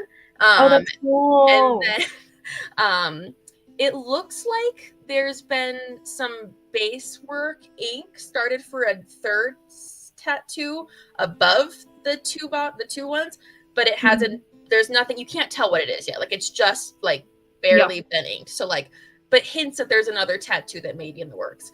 And then the tattoo of the acolytes, Tom. It's still there. It's still there. So she hasn't gotten rid of it yet. I don't. Why? You can ask her, but it's still there. And so that one's right at the base of her neck. So like a little bit of ways above where the other ones are. And then but something you do know is very new. Like you guys can tell that you would have seen this before. There is these like spiraling, like I'll have to find a picture and send it to you, but spiraling tattoos that like are up on her shoulders and come up on the back of her neck because, and like kind of spread out and then like fade off as they get to like right about, here on her head. And it's covering like the whole parts of her shoulders up to the back of her skull. And it kind of shimmers. It kind of glows. You can't really tell what's going on there, but it seems like a very fancy tattoo. So, oh my goodness. Yes. So anyway, she's got all of that you guys are like, oh wow, fair enough, I guess. So, and then that is what she's rocking right now. Amazing. Why does Kanari get tattoos if she can't see? It's on her back. She couldn't see them anyway. That is true. Why does anyone get tattoos, Nathan? That are they can see them. No. Like I just mean on their back or like hidden beneath their clothes or something like that. Because some of them are cool and do magical things, like that one. I just marked that money off the party fund. BT dubs. Thank you. Some of them need things. You don't know. And some of them do cool magical things, like boost your AC. Oh, thanks, Aaron. Oh my gosh, you're gonna be like untouchable. My goodness, you're scary. You're very scary. No, I'm so excited. Every time that Kanari and Karhale's paths have crossed over the last year, every single time, consistently, she reacts exactly like a golden retriever, like just extremely excited to see you. Talks your ear off. So immediately as soon as you walk in, she jumps up, flicks a coin over to Jeskir, apparently having lost a bet as to whether or not you are alive. He catches it, tucks it away, and just bear hugs you and then pushes you away and then looks you over and then like starts analyzing like everything that's going on. Like this is new. And then like puts your hands up on her face so you can see her braids and like just starts chatting your ear off about like how well you look and you've been eating and like poking at your ribs and poking at your arms. You've got muscles now. When you do that, Kanara's kind of like, I mean, I guess I haven't been working out as much as I should have lately. I don't know. I haven't been hitting the things as hard, the past couple of months. I mean, I've still been at it. Just, I guess, I don't know. I'll fix that. Don't worry. No, it wasn't a thing to fix. It was you look well. Right. Thanks. I don't know, but thank you. Jen Yen was actually caught out in the hallway. You would actually pass him by and you'd kind of abandon him in the hallway a little bit because as you guys open the door, Karhale accosts you and you guys are hugging and reconnecting. Karhale, you guys can hear the echo of a very fast talking voice out in the hallway explaining how to make a blueberry pie. Like the entire process from start to finish. She is about halfway through. So she's at the point where the dough has to be really cold for the crust. You got to put that in as cold as you can to the oven before it warms up, and like the way to cut into butter, like all the things. And she's explaining how to the egg yolk the egg white that has to be like wiped along the edges of it, all the things. Anyway, And so you guys hear this completely like this whole rambling thing from the hallway, and as you enter Kanari, you had left him behind, so Jinyan's just caught against the wall with this girl. Except the thing is, as Karhala, you hear this and you're like, oh no, and you lean out to try to like pull him in so that you can rescue him and stuff. Jinyan seems to be avidly listening. Like, he's not like caught behind as much as Kanari was like, oh, I'm out, escape, sorry Jinyan, you're on your own, buddy, kind of thing. But Jinyan seems to be avidly listening and nodding to what she's saying, and he's not like, there's no verbal like response at all, but every once in a while he nods to something as she looks up expecting a response. And she's very tiny in comparison. She's like 4 foot nothing something. She's a very short girl, but she's telling him this whole thing, and seems to have no qualms with him. She's probably been the only one who's like not had to like second guess like getting closer to him and everything, because he's a very imposing figure. He's just a scary guy, and he normally turns off any faces that he might pull up just to get through a town or something like that without causing a ruckus. So she's talking to him like he's just anyone else and everything. So he's listening to her avidly and connecting somehow. But also it might be the content. But that's how you make sure that the pie comes out flaky and just rich. Sorry. I think Raiden does need us though. Oh, for right something. But I was just getting to the best part because he really needs to know. Oh, and you can show him later. That's probably how he can learn best. Hands on, not actual hands on. I just mean showing him the pie step. Anyway, he can totally learn how to cook. I'm sure they wouldn't mind. And she turns to him like, I'm sure that, you know what? You should definitely, we'll do it. We'll bake a blueberry pie, and then you don't have to have us cook for you anymore. You can do it yourself. I mean, teach him how to fish. Oh, that is so lovely. That is lovely. We're gonna go. Jinyan nods, but as you're kind of like, he does seem to be like invested in what she's saying, and it's like a little bit sad to be pulled away from the conversation all of a sudden. No, he's fine. He walks in with you, ducks his way through the doorway, comes in. Jinyan is looking better as well. He actually, so his skin before was a very ashy pale, like of the Shino Oni from what you've seen. Han Guanjun and someone like Lan Shichen, that you had met, Kanari, his brother, Han Guanjun's brother. But the two of them have this very vibrant ivory look to their skin. Very, very healthy looking Shino Oni skin, whereas Jinyan had this very ashy gray look, like the look of a Shino Oni that would have lived below the ground, away from the sun for so long and away from just anything good, but he has been filling out with a vibrant, brilliant, I guess, glowing of color now. So he looks less ashy and far closer to what you know now. Well, not know, you don't see him. But what everyone else sees when they see him periodically and everything over the months and everything, he's gotten a much more healthier shade from what you know of the Oni and what you guys have seen of the Baoshan Mountains and those people. And Hong Wenjun. But yeah, so he is looking pretty good. He is right now rocking very short hair. He has cut it down to size. It used to grow out scraggly from when you guys had seen him. His hair just like has never been kept at all. No one's ever like he didn't have an opportunity to get his hair cut or anything taken care of. So now he's keeping it pretty short. He cuts it whenever he can and everything. Keeps it from brushing his ears and everything, and he has a little tufts coming out around the horns, and for the most part he's looking healthier. He's also wearing clothing that was tailored to fit him, so he looks pretty much like a large Goliath right now, basically. Karhale, you recognize the size of clothing that would probably fit someone like your father way back when, actually. Anyway, that's kind of sad. Didn't mean to be sad, but he's looking good. So, and a little bit more social all of a sudden. He does meet everyone's eyes, nods quietly, and greets everyone with no verbal anything, but silent acknowledgments across the room. I will go and give him a s'more.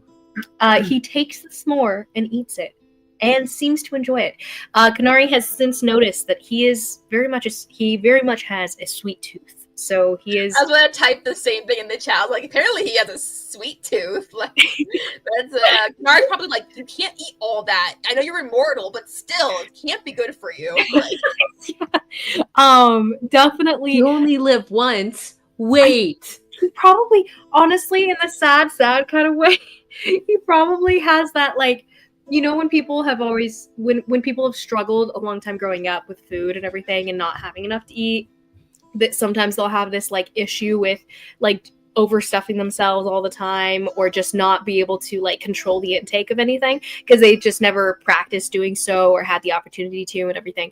So I think he has a little bit of that in a sense too. Like, there's just no understanding of food and, like, what it would do to you. All he knows is that it's pleasant, and he would like more of this pleasant thing he had before. This man. But yeah, so all that to say, you guys have all returned. And as you guys are sitting down, Raiden has been in the room, sitting at the head of the table where Shai is actually cooking s'mores at. He's been sitting down, but when Kanari and Jenyan enter, he hops up, rushes over to give you a hug, but there's like this pause of like, can I hug you? Are you going to let me hug you? I would love to hug you right now, but I am giving you the chance to back out of it in the moment. you know how Toria hugs, where I don't know if you do, but she yes, into it. Yes, like, I do. That is how Kanari does. She's kind of plywood board. Oh yeah, like the elbows down. I love her so much. My aunt Christina has a very similar hug, as a side note. Weirdly enough, I remember her hugging me, and it's very similar to my mom's hug too, but it's like hers is adjacent to both my mom's and Tori's on two sides of her. Anyway, but yes, so hugs back, and he takes it. He's got a very warm. He's not quite as tall. No, he's about as tall as you, almost, because just elven height. They're tall creatures and stuff. I would say he's a little bit shorter than you, but pretty much right there. Yeah, so he hugs you, goes back to sit. He puts a hand on Jenyan's shoulder, like they've progressed that far. And so he puts like a very, like, not even the full hand, just the tip of his fingers, like, wonderful to see you, friend. And goes to sit down. But he has some servants set out some food for you. And finally, you guys get down to business. As you guys all sit down, he goes, well, actually, we are still waiting for one person.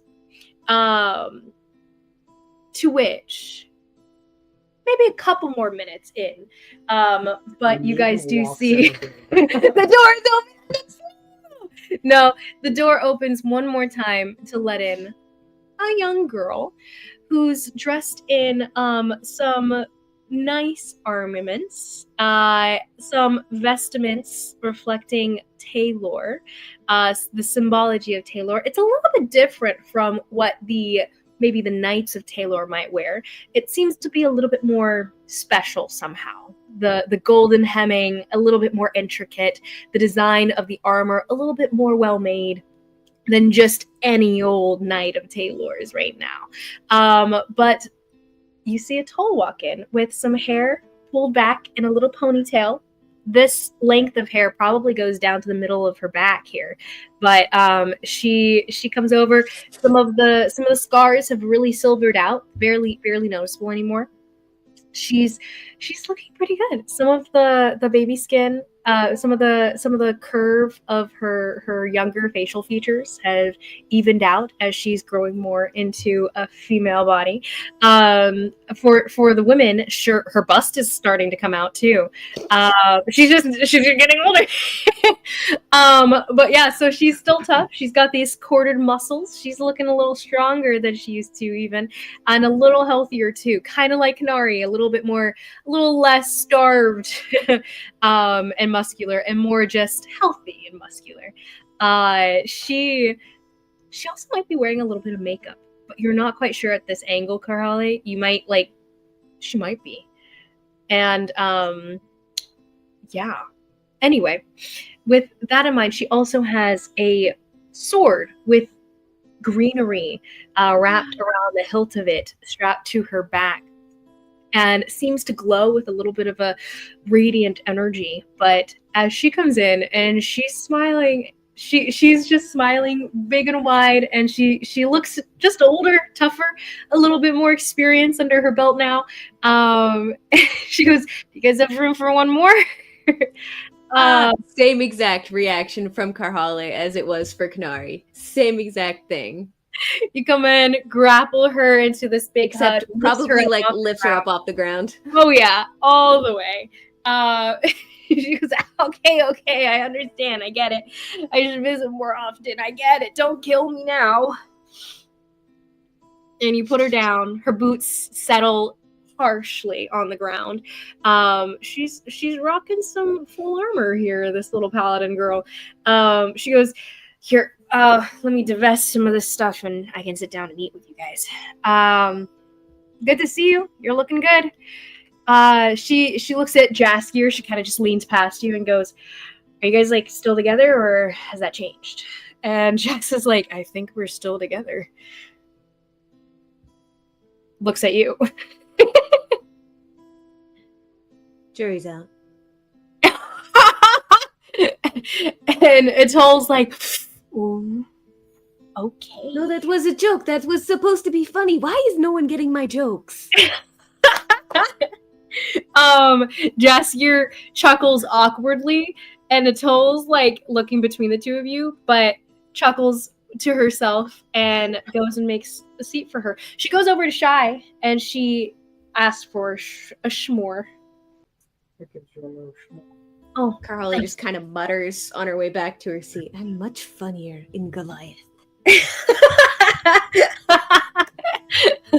Sigrun has probably told you that before too, and she's like, "You're way funnier in our home language." What happened? That's really cute. But yes, so Raiden goes, "Okay, now that we are all collected here, let me tell you, I have been doing much research for all of you for different things. Kanari, I promise I'm making progress on the thing." And he looks to Jenyen, looks back to in Kanari's direction. But he goes, "Listen, along those lines, I have a spell we can attempt. We'll see if it works. It may not. It may cause damage, but it might not be permanent, But I think it's worth a try. So that's one factor. I have multiple experiments to pitch to you all, one of which... Oh, another project. Karhale. Your family, the tribesmen. Still looking for them. Have not quite found them yet. The thing is, and I've told you this before, yes, I cannot find them with divination in this realm. Yes, that may mean they may be dead. Yes, don't glare at me. Don't glare at me. I know. It is a serious matter. And to be honest, I am one of the smartest people you know. And in my expert opinion, they can't be dead. They're not just gone and dead. They're probably... Honestly, my estimate is that they are on another plane of existence, because that's one of the other reasons. That's why you couldn't contact your mother way back when, Anyway, if you're on a different plane of existence, you can't be contacted. within this material plane. So my thought is that they're probably somewhere out in the beyond. The thing is, I don't know where that would be. And without a piece of their essence, I can't really locate them. So we're awaiting leads on that front, but don't worry, I have different divination spells up at different locations that you've given me as to if they show up, I'll see them, but we'll see when that happens, if it does. But then in the third project that I was working for, I did have some progress because, thank you, Canary, I did have a bit of the essence of someone else. So, your friend Nemazine. Oh, that.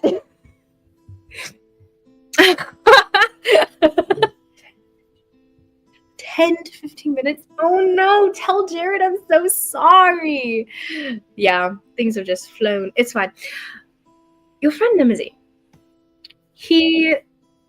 When he exploded in a big dramatic poof, his body was completely destroyed, and of course a regular resurrection wouldn't really be possible, but even if it were, which I did attempt, I did seek out clerical help in those realms. There are many priests of Jadith that are more than willing to look for a soul for us, for the right price, of course. But even in seeking that out, the clerics told me that his soul was nowhere to be found, at least not in the afterlife. So, I did some research, looked into some other avenues, and the different options of where he might have ended up. And as far as his illness, his ailment had been concerned, it seemed magically induced, like he was being rotted from the inside out by magic itself. He never really explained to me how that came about, but from what you guys were telling me, some sort of ritual or something involved. I really wish I could have gotten my hands on that boy's book. But, nonetheless. He, in theory, I believe he tried to tap into a well of the inner weave of the world, the magical core of this entire universe. And in doing so, he just didn't cut off the well. And as that opening was created, that pool of magical energy was just pouring into him without any stoppage, anything damming that flow. And therefore he was overflowing. It was just a tiny leak into this boy. But even something like that could destroy someone from the inside out. Poor boy was very unlucky and seemed to just not quite be able to contain it as long as maybe his body may have. But my thought is, if his soul didn't go off elsewhere, then perhaps it's still just in the magic itself. So, with that hypothesis, I did a little bit more research, and I believe I have a way for you guys, for you, to peek into another plane, and perhaps into the plane of magic itself. I can't transport ourselves there or anything. That is pretty much out of my repertoire at the moment. I'm working on it, and I have some research going on for the old Hestrian ways of... Because they say that they used to be able to shift through the different shades of the world like it was nothing. Plane walkers at the time, but... There are even talks of a certain group of people, and he winks at Ty, actually, as he can see her on the ethereal plane.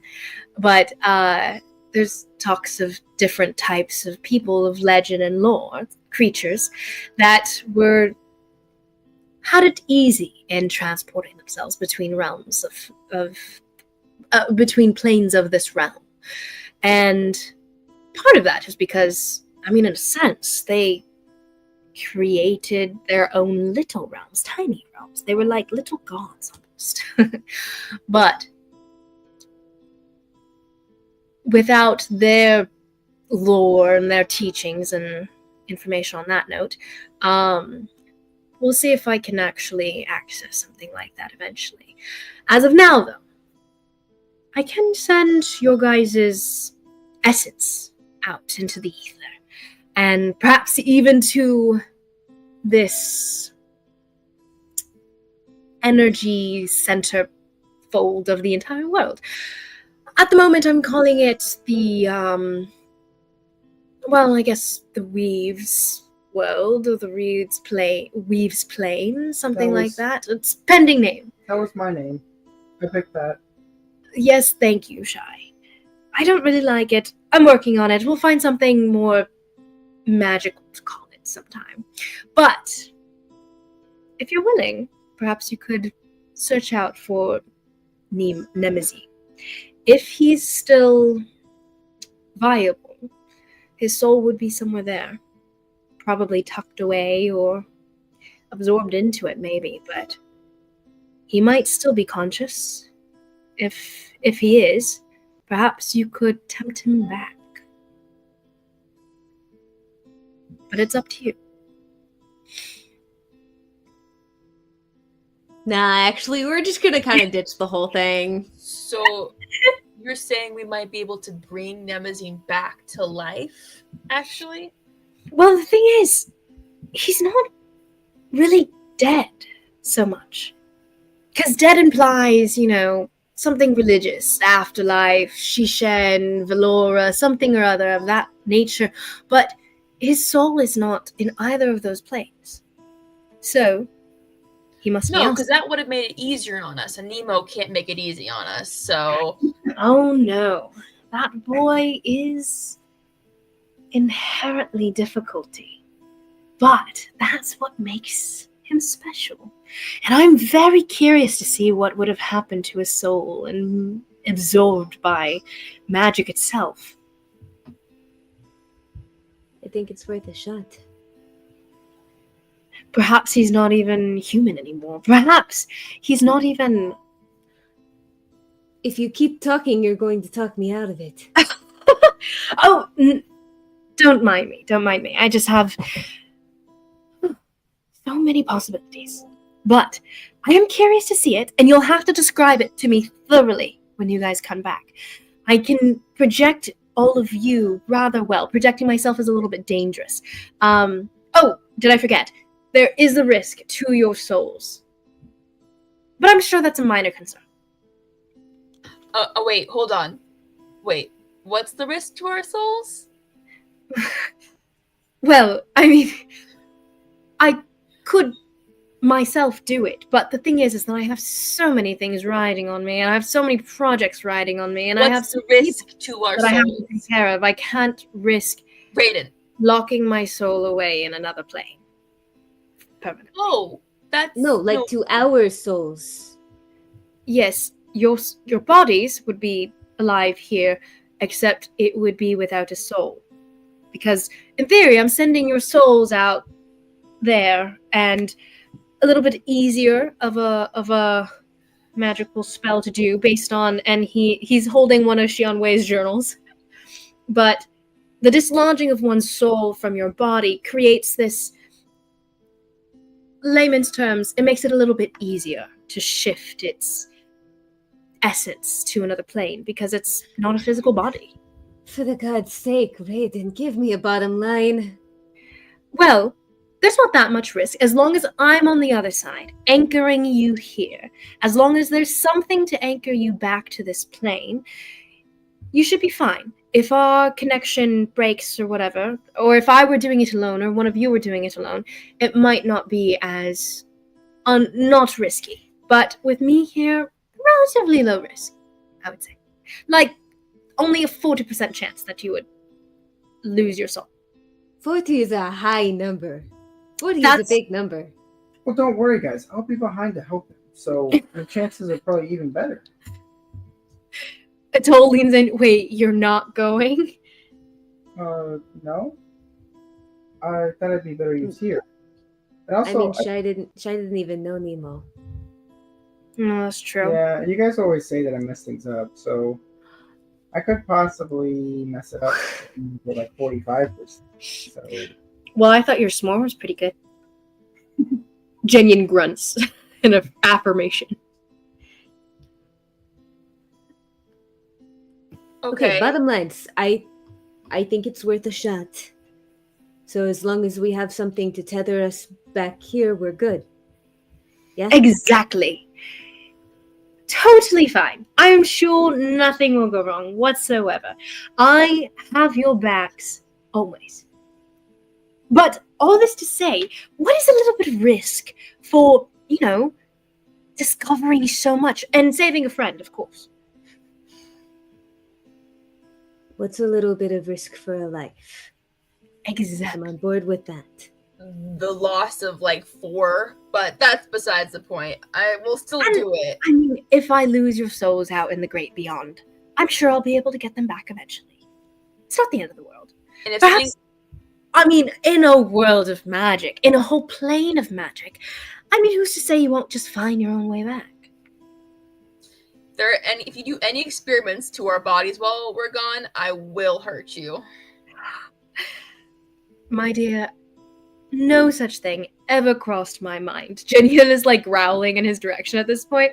He's like, my dear, no thought has ever peeked into my mind about such a thing. I would never again do something like that to one of you without your consent. But as long as I do have your consent in this experiment, we can see if my hypothesis proves correct. Oh, side note though, Nemo does not have a body anymore, and I can't quite make him a body. I mean, working on it, but as of now, we can just kind of contain his soul on this side of things. And if maybe you guys come across an empty body in the future, perhaps you could just lit up with him. But that'll be a future problem. We still have some of his ashes. You want to put some essence de Nemo in somebody's dead body. Or I've got this. A little vial that has a bit of ash at the bottom of it. And he goes, oh yes, the ashes are the reason we can seek him out in the first place. This is the bit of essence I needed to be able to find, to get you to the right plane. I've got a soul crystal. You remember those? I've got one. We can just use this. These were made for that. Instead of, just as she puts it on the table. But I meant to find him a real body. That's what I was saying. No, but until now, just don't mix that one up with the other ones, and one of us accidentally consumes his soul again. Oh, Raiden's hand closes over the crystal. You didn't give him the stuff. You gave it to the druids, right? So this is the first time he's seen it. Yeah. So his hand closes over the crystal, and he looks at it in awe. No, whatever it is you're thinking, no, you're not allowed to touch this stuff. Sprint. No. But Raiden goes, no. I'm. This is perfect. This would be a perfect vessel. Still fragile, but a perfect vessel. I mean, Nemo was fragile anyways. I was gonna say that. And Raiden pauses for a minute, and he whispers a few words over the crystal, and you see the light of the crystal seem to disperse, and then some tinkling bluish energy. Oh, it was an empty one. Oh, it is an empty one? This one's a dead one? It was an empty one, yeah. Oh, perfect. Okay, I thought it was one of the glowing ones. Well, in that case, He's still looking at it with awe, and he whispers some words, and his eyes just kind of flash with magic as he's identifying it and examining it, and he's kind of lost in that for a moment until someone pulls him back. But he does get pulled back eventually, and goes, all right, if you're ready, we can do this tonight, tomorrow night, now. Whatever you wish. We better do it now before I lose my nerve. No time like the present. Or get some common sense. She kind of turns she kind of turns to Jaskier. You got me? Jaskier goes, this is definitely weird, but this is not my first experience with soul-bendy things, actually. Thea's got that. I meant like be here on the other side. Oh. Kind of wanted to go. Well, yeah. No, sure. I got you. No, what do you? And he's like about to say something else, but Raiden kind of steamrolls him and goes, "Oh well, of course she's going to need an anchor. She needs someone that she's deeply connected to. Deeply connected." And Jaskier kind of leans back and cuts whatever he was about to say. He forgets it, and he just kind of blushes just a little bit, leans back, and he goes, "Right. No, I got that. Yeah, okay. Yeah, I can do that." And Itol's like, wait. So everyone needs an anchor? I didn't bring anyone. I don't have anyone. And I mean, you've got. Oh man, this is gonna sound. I'm already catching myself hearing it sounding dumb. You have honor. Isn't that honor is what connects you to the world? Raiden leans in, scoots his chair. You hear the scrape of it as he leans over to Atol, and he kind of I knew it was stupid as it eyes a little the bit. words came out of my mouth. Thank you. Atol leans back a little bit. She's not unused to him. She really hasn't interacted with him too much. And Raiden up in her space examining. But he goes, yes. I see what you're referring to, Miss Bearsbane. Oh, it wasn't stupid. No. It's not the first thing you would think of, but because Taylor's essence is still stuck on this plane and just can't escape, seemingly, that would be a sort of tether. Perhaps not directly toward us or a specific location, but, if I pull you back, you'll end up somewhere here.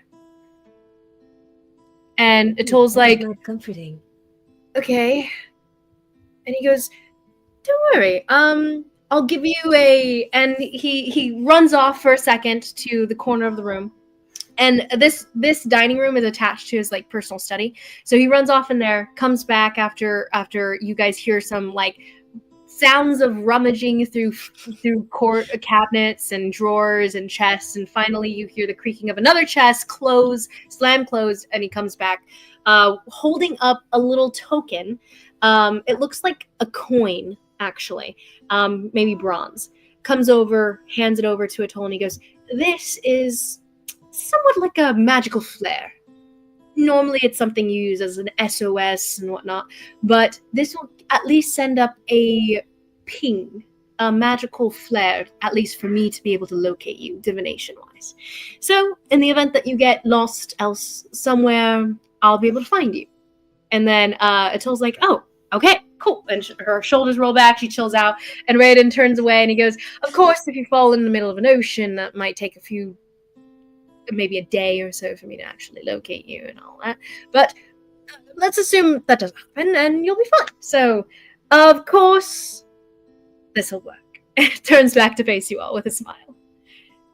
A little bit of a manic gleam in his eyes, but he's not crazed like when you guys first met him long ago, and he's looking at you guys from that angle, the fireplace at his back, silhouetting him in the bluish, purplish flames flickering behind him, and his blue eyes bright with this manic gleam of just curiosity and interest. But let's give it a try.